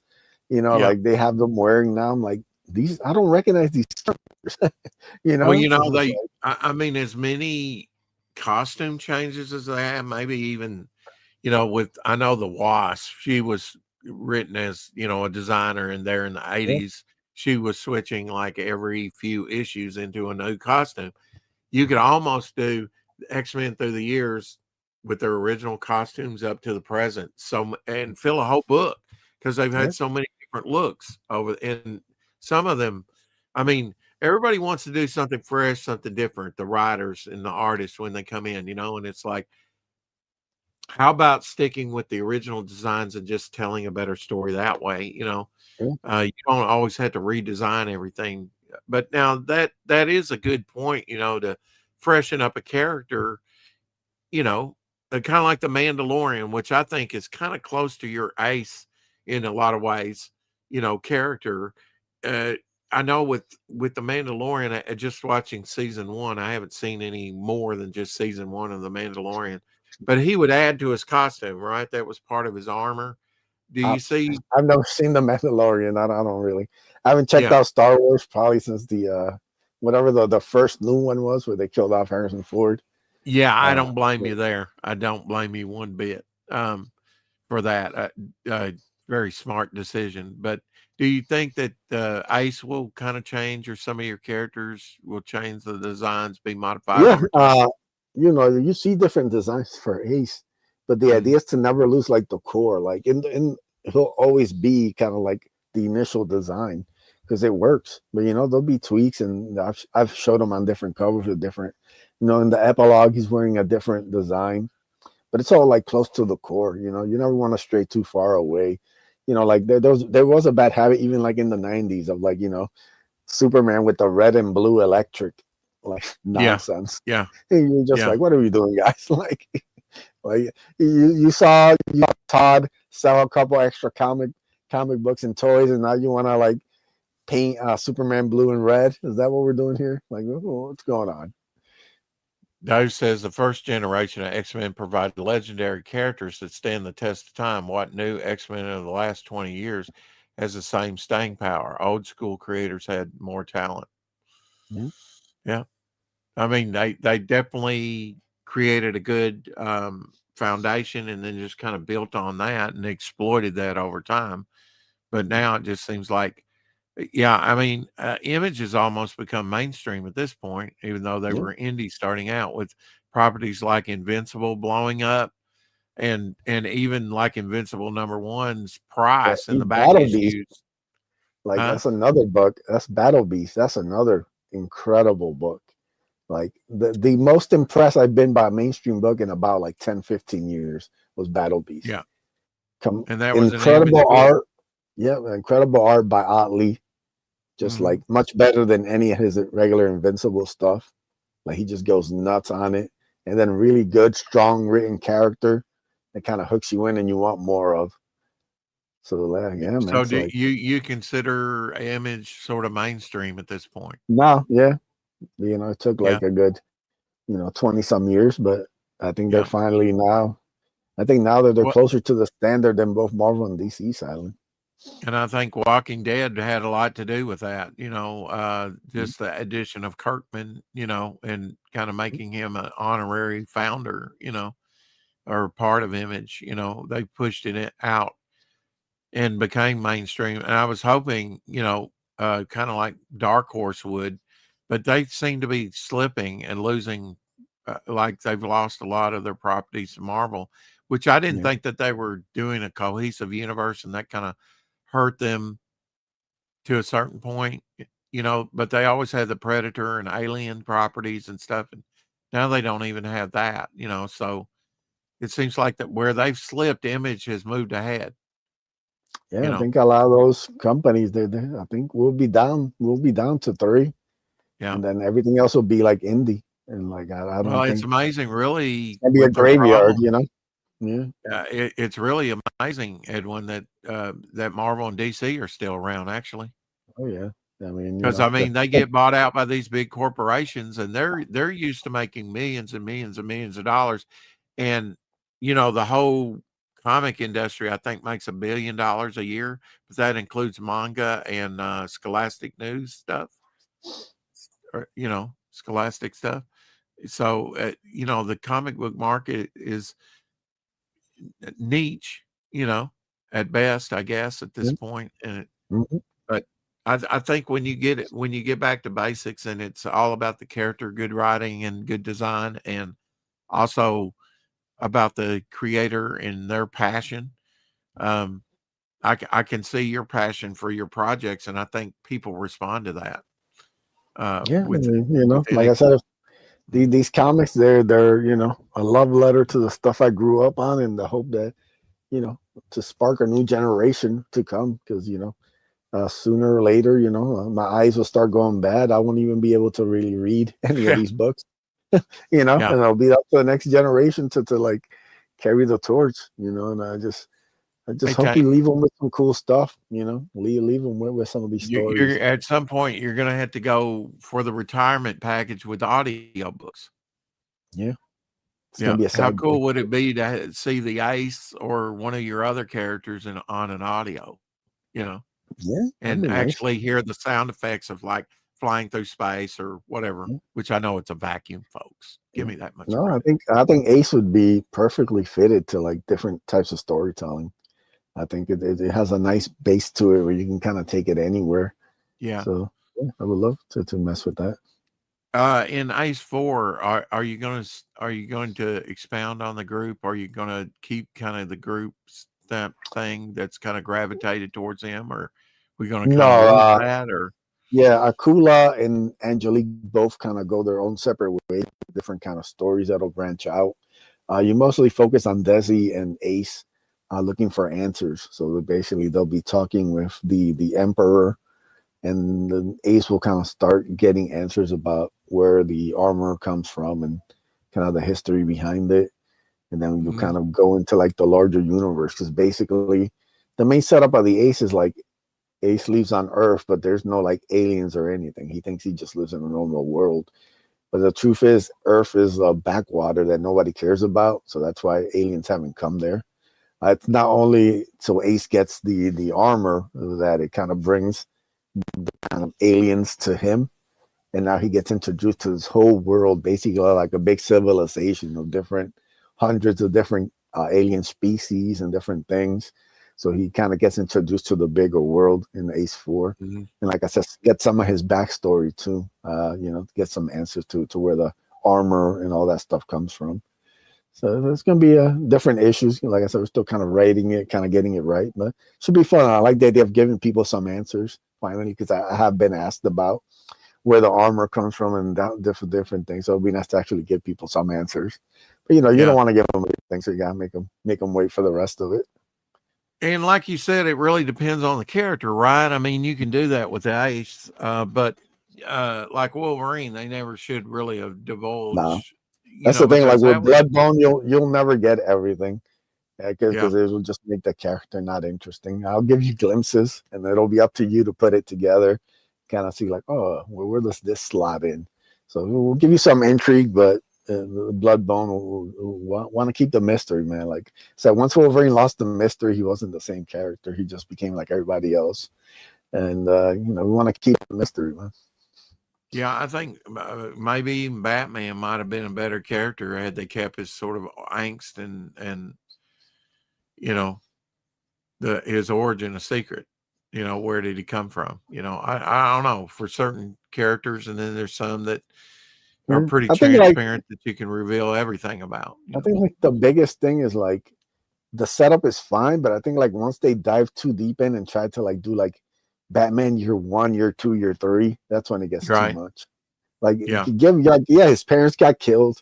Eventually he found this idea of the bat, and now he fights criminals. You don't have to slip everything in there, Yeah, it's like you're going in there and reconning the whole thing. So like you get too deep into the weeds, I think all characters lose that special spark. I like the idea of like, he did train with like, was it the League of Shadows or whatever? Like sometime in the past, he kind of this, and you have to fit it in yourself. I like the idea of that. I thought that was the coolest thing about Wolverine, where you could try to fit everything yourself, and they didn't spell it out for you. And once they spelled it out for you, you're kind of like, all right, now I got the answers to everything. there was memory issues too. You know, Yeah, you don't know, like everything Wolverine thought was true was actually true, which is another dope thing, you know? yeah, Yeah. and So, I mean, I think fans had fun saying, mhm, okay, well, is Sabretooth his father? Is he his yeah, brother? I mean, there for a while there were some wild theories, and then they just nailed it all down, and it's like, yeah, and then just they even like that. doubled down and had an Origin 2 Yeah. come out. Here's all the answers to all. All right, not what, now what? Yeah. You know, now what? You Yeah, know, I it's mean, like, it was a neat thing when they did the John Byrne Prestige format where he was fighting with Captain America in World War II. But really, I didn't even need that. You know, mhm. it was a neat concept, but I wish they would have actually had another artist on it. And I love John Byrne stuff, but for Oh that yeah, one, um, I would have preferred somebody grittier. Actually, you yeah. know. Mhm. Well, thanks, Dave. Dave says Nice comment, explaining though. too much is counterproductive. Wolverine is now much less interesting than in the early years. Yeah, Mhm. I agree. Like a comment above that one's good too. The Ace concepts offer a lot of sci-fi adventure story potential for years to come. Absolutely. Mhm. Yeah. I mean, a lot of people like with Star Trek Voyager say, not so hot on the Voyager. To me, though, it was kind of like Farscape, where they're thrown way out in the Delta Squad uh, section, where no Federation ship has been before, and really created a blank slate. You can Yeah. create new aliens, new planets, new situations. Um, do you think the Ace kind of has that too? I mean, Oh yeah, the idea of like we basically give this young kid armor and then tell him, all right, go. yeah, it's Figure it kind of the out. Ben. Figure it out, buddy. It's kind. It's kind of the Yeah, Ben 10 thing where he gets the Omnitrix and can change yeah. into all these great alien And type also like the characters, far flip idea too, like, you know, the lead mhm. character gets sent to these weird and alien he's situations. He has to figure it out. he's being pursued because he has the armor, right? Yep, it's also what's protecting him and what's kind of giving him all this stuff. There's so much layers to it when you really Yeah. think about it. But you know, we kind of do like a basic kind of setup, and this idea of like doing this basic setup and then kind of try and layer it and make the story, you know, give it more depth as it goes along as you get into like.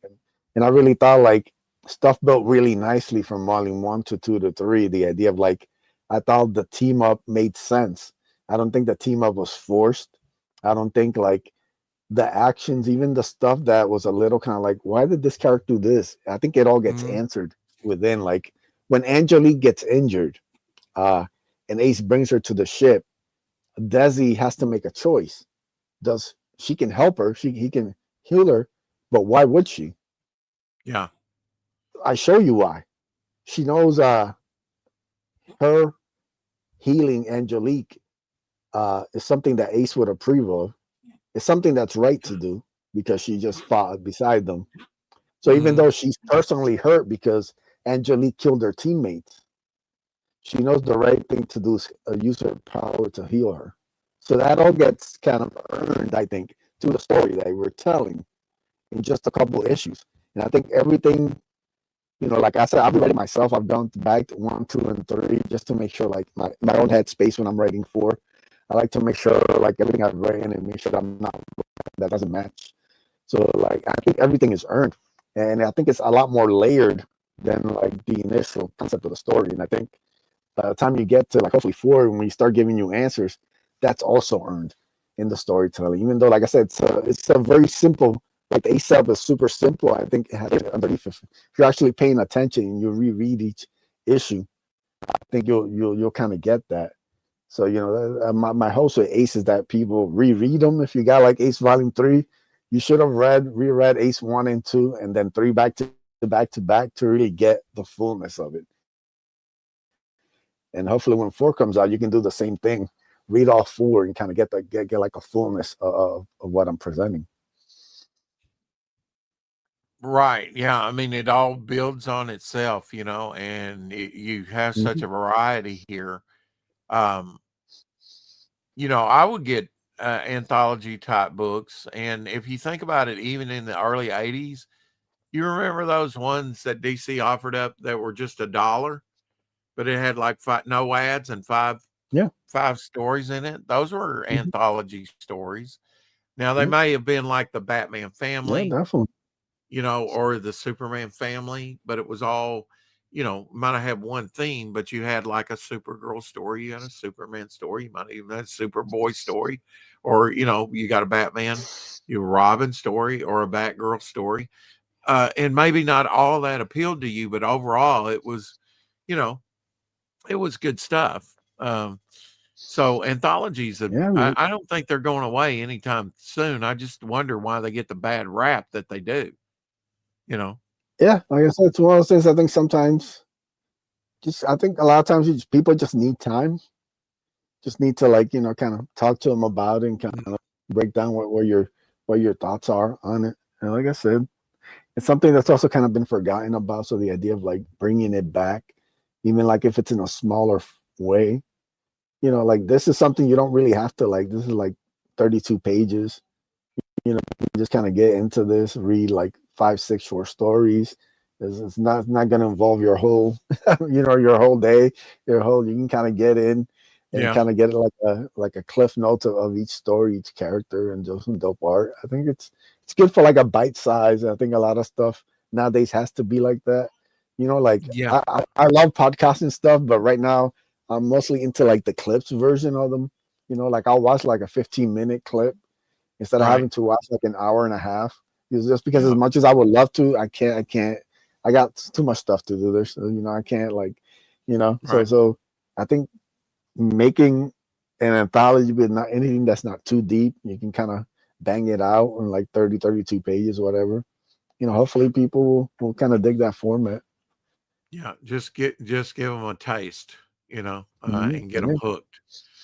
Uh, I think there's a lot of people trying to force things, and like you said, these moments within Ace are earned because you've been building up to that, and it's just kind of vicariously coming. The next, it's the most logical next step, right? Yeah, it's With these all characters. like I want everything to like the idea of like we get introduced to Akula in Ace, and Akula wants the armor, so he attacks Ace, and then Ace is put in a position where he has to decide, you know, how's he gonna treat Akula? Is he gonna try and send him to jail, or he's in Ace? Can our jail even hold him, or is he gonna do the extreme? Is he gonna kill Akula so he can stop him? And then putting him in that position. Then, like I said, thankfully the Gala show up and they kind of talk him into like handing a cooler to them and then he'll off into space. But that kind of build up throughout, and you kind of see Ace figuring out what kind of man he wants to be, what kind of hero. How's he gonna use his power for good, for evil? Is he gonna take extreme measures? Is he gonna find another way out without just killing you with dialogue and nonsense?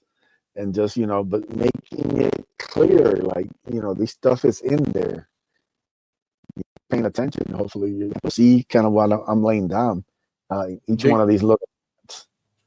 Do you think the onus for independent publishers like yourself or myself is to give a better product than the mainstream is, because simply we can devote the time, we're not on that monthly grind, and it seems to me we need to be better than what the mainstream's giving us. Yeah, I mean that was definitely the goal, but I think at this point, I just want to tell my stories. Yeah. Like I've Yeah. kind of moved on to like the idea of like we kind of tried to fix the mainstream, and they did what they did, and now it's like, all right, I'm offering Right. people like something else.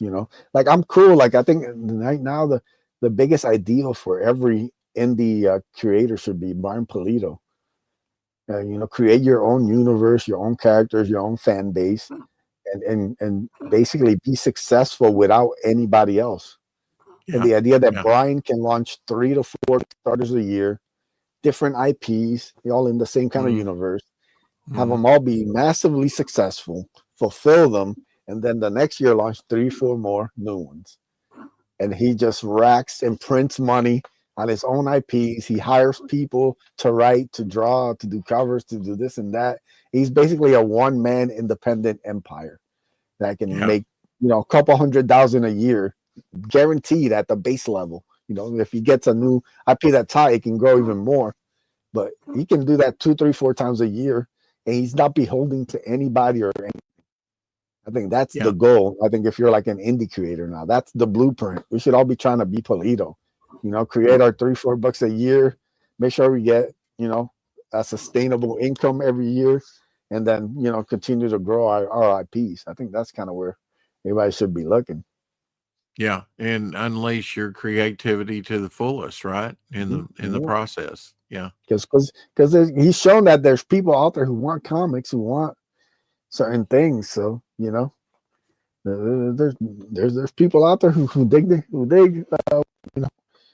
independent scene, so like just gotta try and find them, see if we can give them sign that they'll be interested in too. Yeah, that's what I'm hoping, that people want to plug into some new new characters and new situations and new origin stories or new mystery. Like you say, don't give it all away in certain cases. I think they want some of that old school retro stuff back, the nostalgia of it, whatever. I mean, a simpler time. And but like you do have to keep it in the back of your head, like you were saying, that people's time is valuable and their life is at a faster pace. So you have to do those bite-sized things. I think you're right on that, because people are like, I don't have time for this. I wish I did, but I don't. Yeah, like I've my whole like, I used to be a huge TV guy. Like talking about like I would just watch all the series. I was a big FX guy, so I would watch The Shield, Justified, Anarchy. You're talking about like hour-plus shows. 15, 20 episodes a year. You're talking about dedication for like years of your life if you're gonna get into these shows. I can't do that anymore. Like I don't have time. So if I'm gonna jump into something, it's got to be more bite-sized. It has to be more kind of like I can watch maybe like 1 or 2, 3 episodes of something, and then we kind of like we got to get on with our lives, because we can't, unless I'm watching like a rerun or something. Obviously, if we got like stuff I already watched, like Rome, I can just put Rome in the background and binge a whole season and kind of halfway pay attention to it, and it's not like a big deal. But like as far as time is more precious. There's more stuff to do now. There's work. It takes enough of your time. Sleep. You gotta make sure you get enough sleep. So there's too many hours that are already accounted for.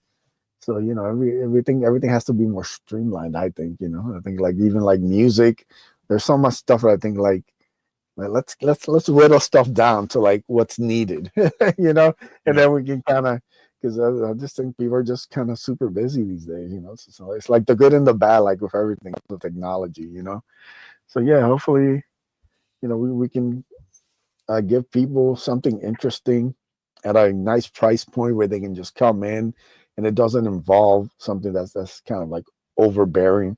They can read a nice little floppy, 32 pages, get some cool stories, some really nice art, and they go on with the rest of their lives. If you're like, all right, this is nice, this is productive, this is something that's worth it, however long it took to read and kind of thumb through it and enjoy, and then you can move on to the next thing, because there's always something else. Somebody fighting for people's time and their money and their attention, and we kind of gotta fit in where we get it. For somebody who might be new to comics, what advice and they're wanting to do what you do, what is some advice you can give somebody? Make sure that your art is done before you launch your first project. Make sure that you have the pitch that you have for your project. Like whatever you're working on, make sure, if you got to sit in the mirror and tell it to yourself 100 times until you get the pitch right, do it. It's worth it. You'll feel such a relief. They can be like, oh, hey, why don't you give us your pitch about your book? And then you can just be like, all right, well, my book, blah, blah, blah, blah, blah, like a little minute and a half, 2 minutes, boom, done. And like, it's a nice, concise pitch to what you have. And like I said, I think that'll take a lot of the stress out of you. You know, you trying to come up with a pitch while you're on live streams is a nightmare. I've seen Yeah. a lot Yeah. of people try and do that, and I don't care how good you are at talking. If you don't have the pitch done, it can be a nightmare. Especially as a fan, and you're listening to somebody try and pitch an idea Yeah. that they haven't even figured out yet. Like, you want the art to be done. You don't have to have it fully, everything fully done, but at least you want the art to be fully done. So you have pages and panels and stuff to show to people, and they can, you know, depending how long you're promoting it, you always have something new that you can show out to people. And yeah, just, you know, it's a process. And you How basically, important is it to go to conventions and be seen in conventions nowadays, you think? I think you know, everybody should be. And I think now, if you have a local convention, you should be looking to get a table. And you know, like I've seen all these guys, Paul, Vaughn, all these young guys out here grinding, man. They're inspiring. You know, definitely something. Mm-hmm. You know, I need to kind of, Yeah. you know, I mean, you know, sometimes we get stuck in our age, even though I'm not the Well, oldest you guy. know, I feel I'm like, in, you know, veteran. So, you know, I'm stuck in my ways in some ways, you know. But right, yeah, but it's right. good. Get to these young guys out here grinding, man. Like, you know, I respect that. Well, Everybody I'm should be impressed doing the by same. you, Edwin. I mean, when you got a project, I see you on as many shows as you possibly can get on to get the word out. You know, you do 3, 4 streams a day on different channels when you're really pushing a project. I mean, you go back to back to back sometimes, and I know how that is. That's hard Oh yeah, to sustain, but you're out there. You're out there, push, push, push. You know, I got a new project and I'm excited about it. And I want to sell yeah. it to You the gotta, you know, largest like audience as I can, and you you don't are shy your away own from it. biggest fan. No, you have to be your own biggest fan. Like Mhm. there's nobody else, you know, even if you have people who love your stuff, they get busy and they get stuff. Like you have to be on the front line. You know, you have to be out here selling, and you got to do promoting, and you got to do, you know, you got to do it all. So, you know, Ready? that's Okay. And got to have the pom poms. exactly. You know, you got to Yeah. get the, you know, got to get All right, that go, grinding Edwin, go. coming on. That's right. Let's go. Let's go. Ready? Okay. You know, Yeah. But give me an you're right, A. man. Yeah. You got to show Yeah. people your passion and you know why they should buy your book, get that pitch down right, Yeah. and and you've spent more time with this project than anybody else, right? So you should know it, you know, and where Yeah. it's Like, kind of you have headed. to be able, like, trust me, sometimes I'll get home. I got 20 minutes before I got to hop on the screen. So I get home, throw some water in Yeah, my face, grab a quick bite, sit yeah, down. All right, I'm doing a live stream for the next hour. And I've yeah, literally done no preparation. But you know yeah. what I've done? I've have the pitch sewed into my heart. So when Mhm. you ask me anything about this book, oh, you want me to tell you about Xavier? All right, Xavier is this, this, and that. Oh, you want to hear about Bloodbone? All right. So in this story, Bloodbone, and I've kind of gone through it so many times where I don't have to Mhm. do any preparation. I can just jump on a stream and I can give you the whole spiel and pitch and all that, and I'm ready to go. So you have to be at that mindset. You don't want to, because you know people are inviting you on and they might only have so much time. Maybe you're part of Right. like a round table, so you only get 5 minutes. Yeah. You gotta True. have like your stuff ready to go. You gotta have that energy, even if you gotta fake it for 5 minutes. You push those 5 minutes, and then you, all right, we're done. I gave you the best pitch I got for 5 minutes, and now we can kind of, you know, let somebody else go. But yeah, What kind you of gotta. streams have you been doing on your own channel of late? Yeah, I did a couple of, like I said, doing a lot of comic reviews. So I did one with Sim. We went over the new Spawn Dark Ages comic by Liam Sharp. As I'm a big Liam Sharp fan, so like it Yeah. was an absolute treat to read that. And I'm excited for the next issue. Did like some unboxings. Like I said, I just got into the Battle Beast series. I was talking a little bit about the new Battle Beast.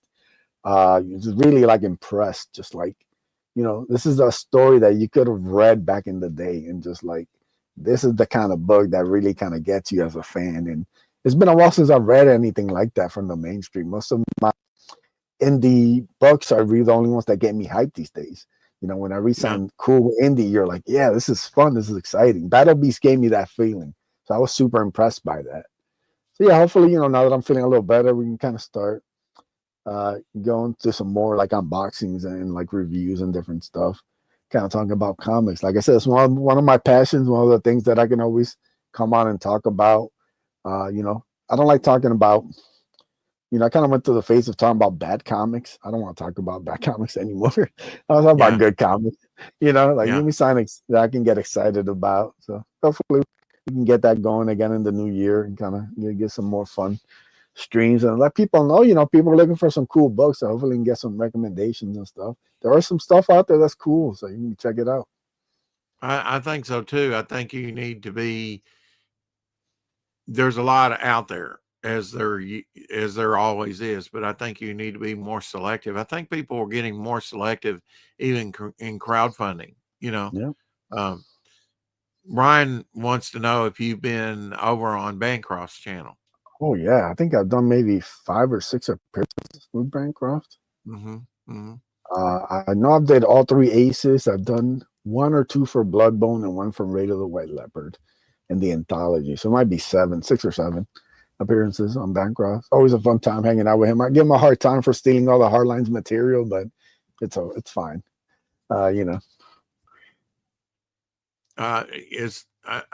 You mentioned some of the things you're getting at your local comic book shop. Do you I assume you're getting it at your local comic book shop. Do you have a good No, there's nothing local about here. The closest one's like 30 minutes away. So like everything I get mostly is from Midtown Comics. I've been ordering from them probably since the early 2000s. So that's normally my main spot. I'll usually, bank a bunch of like 5, 6, 7, 8 issues, however much, and then have them get shipped over, and then, have sign a read for the weekend. So like, yeah, like I miss my old comic shop. There's one that was like 15, 20 minutes away, which I used to go a couple cities over, but there's nothing too local right here, sadly. It's another thing. Like it's harder to find good shops. You gotta kind of make a trek for it. So you can find one. Yeah, and you're close to one. Go enjoy it because not all of us. Yeah, when you've seen it over time. I mean, even back in the 90s, it was going, not as much toward the books as it was, Funko Pops and Magic cards and other things like that. And that's exciting for those people that are into that type of stuff, but it's kind of sad for the comic book, people that just like want the, a good selection to pick from, and to fill in those holes in their collection. Yeah, it's not like I was visiting my buddy a couple of weeks ago, and we stopped by a local one that he's kind of semi close to, and I was just like enjoying my time there. I was like, man, I need a shop like this next to me. It was fun, I seen they had the classic setup and stuff, like the monthly and weekly titles and all that stuff. I'm like, man, I miss this. It's not the same when a lot of these stores, they even have comic shops. It all seems like it's just not the same. The old shop vibes they were special. Right. Yeah, and people get together and talk about comics there. And it's like I'm of the mentality I've only got so much time, and I don't really want to go in there and yammer with everybody. I want to get in and get out. And that's I do want to look around a little bit, but I don't look around that much because it's just the budget thing, but a lot of stuff you don't even see in a local comic book shops, even though it might be available. If you don't have it on your pull list, they don't buy enough extra copies to put out there, or they're snapped up. It's not like back in the day where you can just roll up and just you see the wall. It would just be like, oh, this is the latest. Now you gotta, if it's not on the pull list, there might be 1 or 2 copies laying around somewhere, but you gotta, kind of have to go that Wednesday nice and early and kind of go do the whole thing. But kind of miss the old shop experiences. I think those. Well, I think right now, after I've been watching some things on YouTube about comics and collectibles. I don't know if you ever do that, but just to see where the kind of market is and the value of some things, some of those great back issues that we love, some things that we might not have, but would love to have in our collection, that kind of tells me how healthy the market is overall. And I Yeah. think, after the pandemic, there for a couple years, 2.5 years, maybe there was a spike and prices went up, and now they're kind of leveling off. Some Oh are yeah. going lower to even they were before, which I think that will auto correct after a while, but I think overall it's kind of a dip, we kind of saw a high in the last few years, especially in Comicsgate when there was the money checks from the government, coming out, and people did invest in some of the early books, right? Yeah. And I think that's kind of leveled out, and people are Mhm. getting more selective with what they, you know, do. But I think that's cool that we've got creators like you out there that have come out with multiple titles,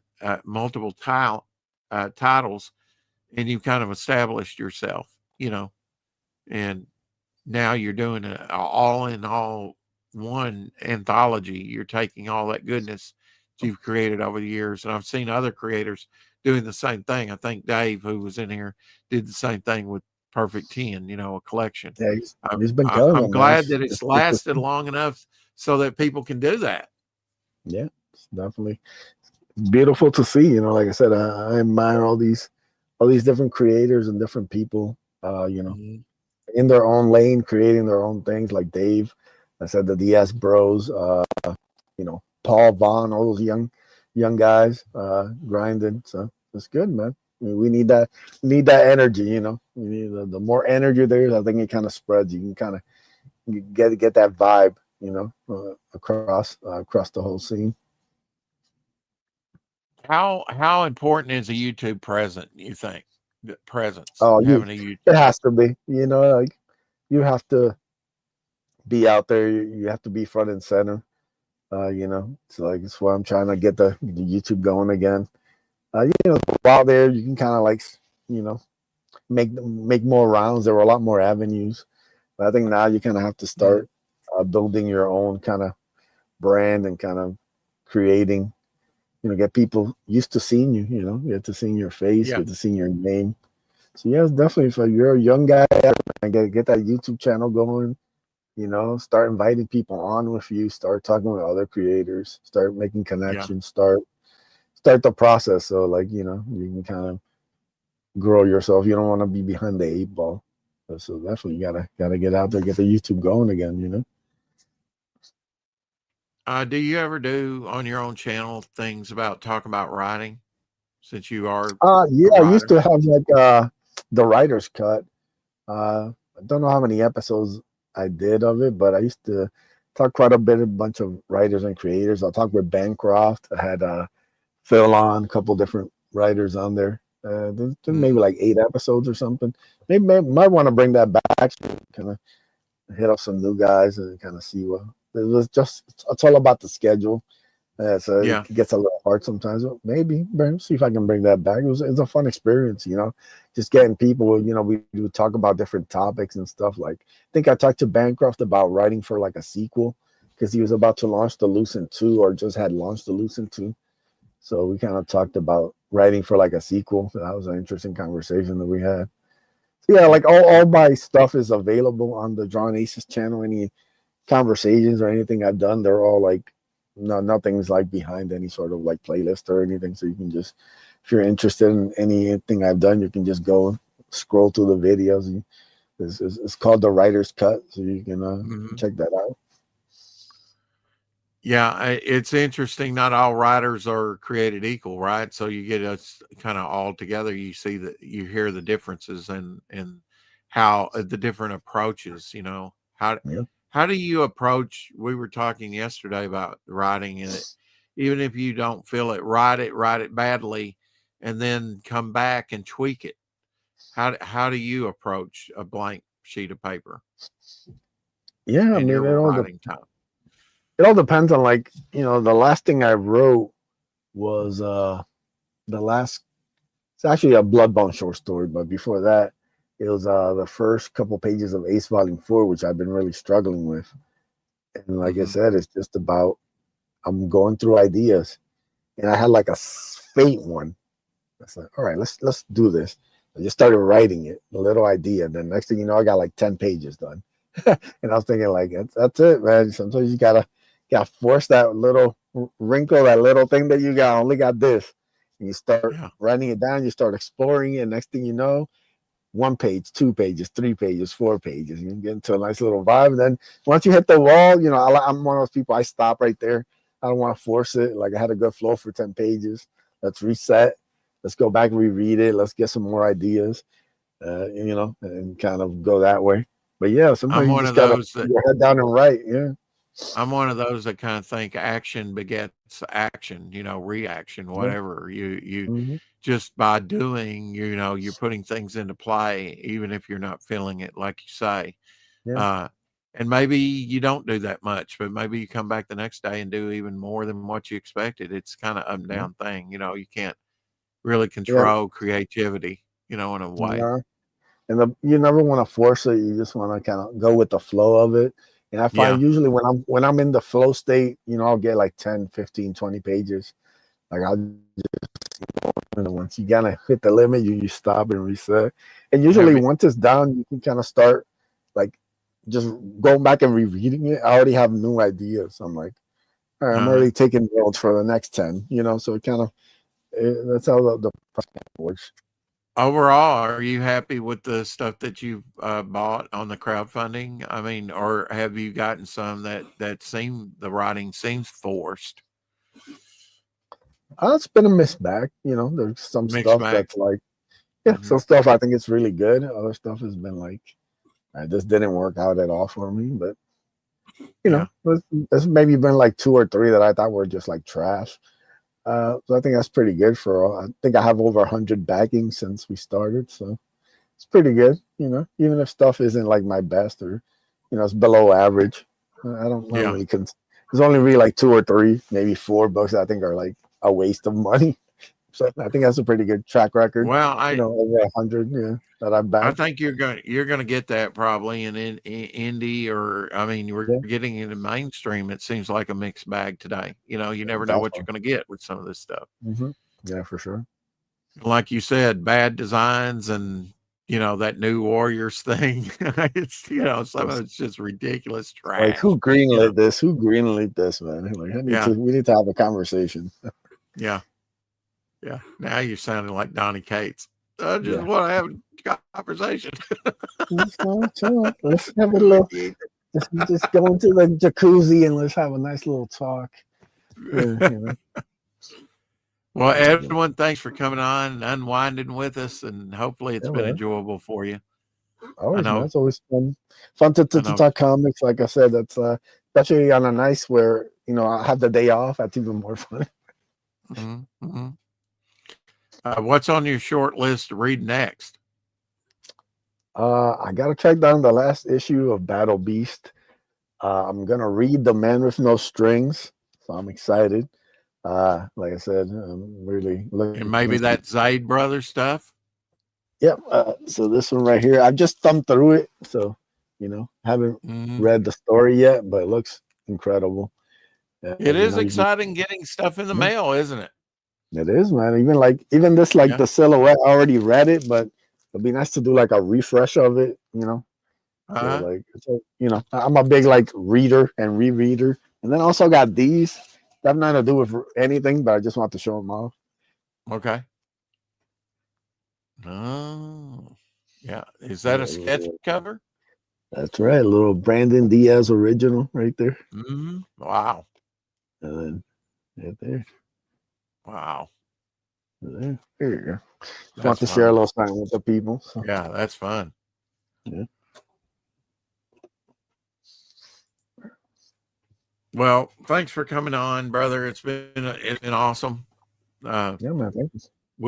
I wish you the best. I'm glad to hear. Even if it doesn't get fully funded over there, you're still going to publish it and publish. And I think it's a very smart move on your part to overprint. And when we mean overprint, even an overprint is a very small run. Yeah. You know, I don't think the anybody stuff that we're working at is not the huge margins that it would be like with like other bigger kind of. Yeah, I mean, creators. I think even Cyberfrog is underprinted. You know, we're talking everything in Comicsgate has been compared to the bigger picture and the bigger market. It is smaller print. It is more collectible, you know, and harder to find ultimately, I think, you know, especially on some of these smaller campaigns. It's, you know, that's why I was shocked to find my own book on eBay.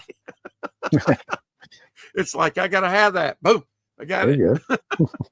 Buy my own book if nobody else wants it. I'll sell it down the road. You know, I know how limited it is. Trust me, I could use for a couple more copies of Ace Volume 1. Actually, I think I got like maybe like 10 somewhere in the apartment. So you know, it's not a lot. Carrie asked, Edwin, do people do fan art for you to extend your reach? Oh yeah, like the Bloodbone fan art has been amazing. Like you know, like that always brings a smile to my face. Always helps to promote. I've had tons of people just randomly message me and be like, "Hey, I just do Bloodbone." I'm like, "Thank you, brother. Thank you so much. It just made my day." I'll share it. I always share all the fan art. I love seeing it. You know, anybody who ever does any fan art, appreciated. Always makes a smile to my face. You know. So yeah, it's always welcome. Yeah, that's a good feeling when people draw your characters. Yeah, nothing like, you know, you wake up on a day, you look at your Twitter mentions and you see people tagging you on some fan art for your own character, like literally a character that's like, it's got like 16 pages total. just that they care enough about that to spend the time to create something like that. That's awesome. And like these people are doing like, you know, they're not just doing like a little sketch. I mean, people do like full like stuff I could have printed. You know, I could literally have some of this Bloodbone fan art printed. You know, I might actually do like a Bloodbone fan art down the road. Just do like a thing if everybody's cool with it. Just showcase all the cool art they've done, because people have done some sick pieces like fully. Some people have done some color stuff. So it'll be it's always awesome to see the fan art. All right. Well, go get you a nice hot meal and take care of yourself, you know, get that immune system back up. Definitely. You know, so it's a rough time of year, especially over here in Massachusetts, man. Like I said, I was just downstairs picking up the mail. Literally just wanted to crawl into the apartment. It's cold, it's windy, it's, you know, it's ugly up here. So you know, your state of Massachusetts is really had an impact on the Constitution, because Massachusetts has got one of the earliest constitutions that were written, state constitution, and they borrowed heavily from that example. So I don't know if you knew that about Massachusetts, but yeah, a very old state, I guess one of the original 13 states, and really had an impact. You know, the founding state government really had an impact on the nation, you know. And now we have a different kind of impact, you know. Yeah. I mean, we're wondering if the cheese is going to slip off the cracker and if we're going to lose our nation. Yeah, it's kind of scary. Actually, getting dark out there, man. It's like literally. It's no fun living mouth to hand to mouth. You know, you'd like to have some cushion there, and it seems like all that's been stripped away. I'm just hoping, man. I'm just hoping next year, like, you know, Trump got to get stuff fixed, man. You know, gotta make it happen next year. Yeah. He's got a window. He's got about a year here to really do something, and I know they're trying to slow him up everywhere they can, but you know, he's got to get his appointments appointed, and you know, promises, you know, fulfilled, you know, for sure before the midterms, or it could be disastrous. You know, I hate it that we're at this point, but I guess we need to get better involved, you know, and galvanized, you know. Yeah. I think people are waking up though, Edwin, you know. Yeah, hopefully. To things, hopefully. You know, hopefully we'll start seeing that the economy and everything start getting back to where it should be. because we've had too many lean years recently, so it's time to get back to Yeah, it. I agree with that. I think it will. I mean, when Ronald Reagan came in, it took a couple years, at least maybe 2.5 years, for the economy really to start recovering from the Jimmy Carter years, and at least we didn't have gas lines anymore. What's the lady called on your cover, Edwin? Her name's Alda. She's one of the Vikings from Raid of the White Leopard. All right. We'll say the magic words, keep collecting, and we'll get out of here. Bow for now. We'll see you tomorrow. Peace. Thank you again, Edwin. No, thank you, bud.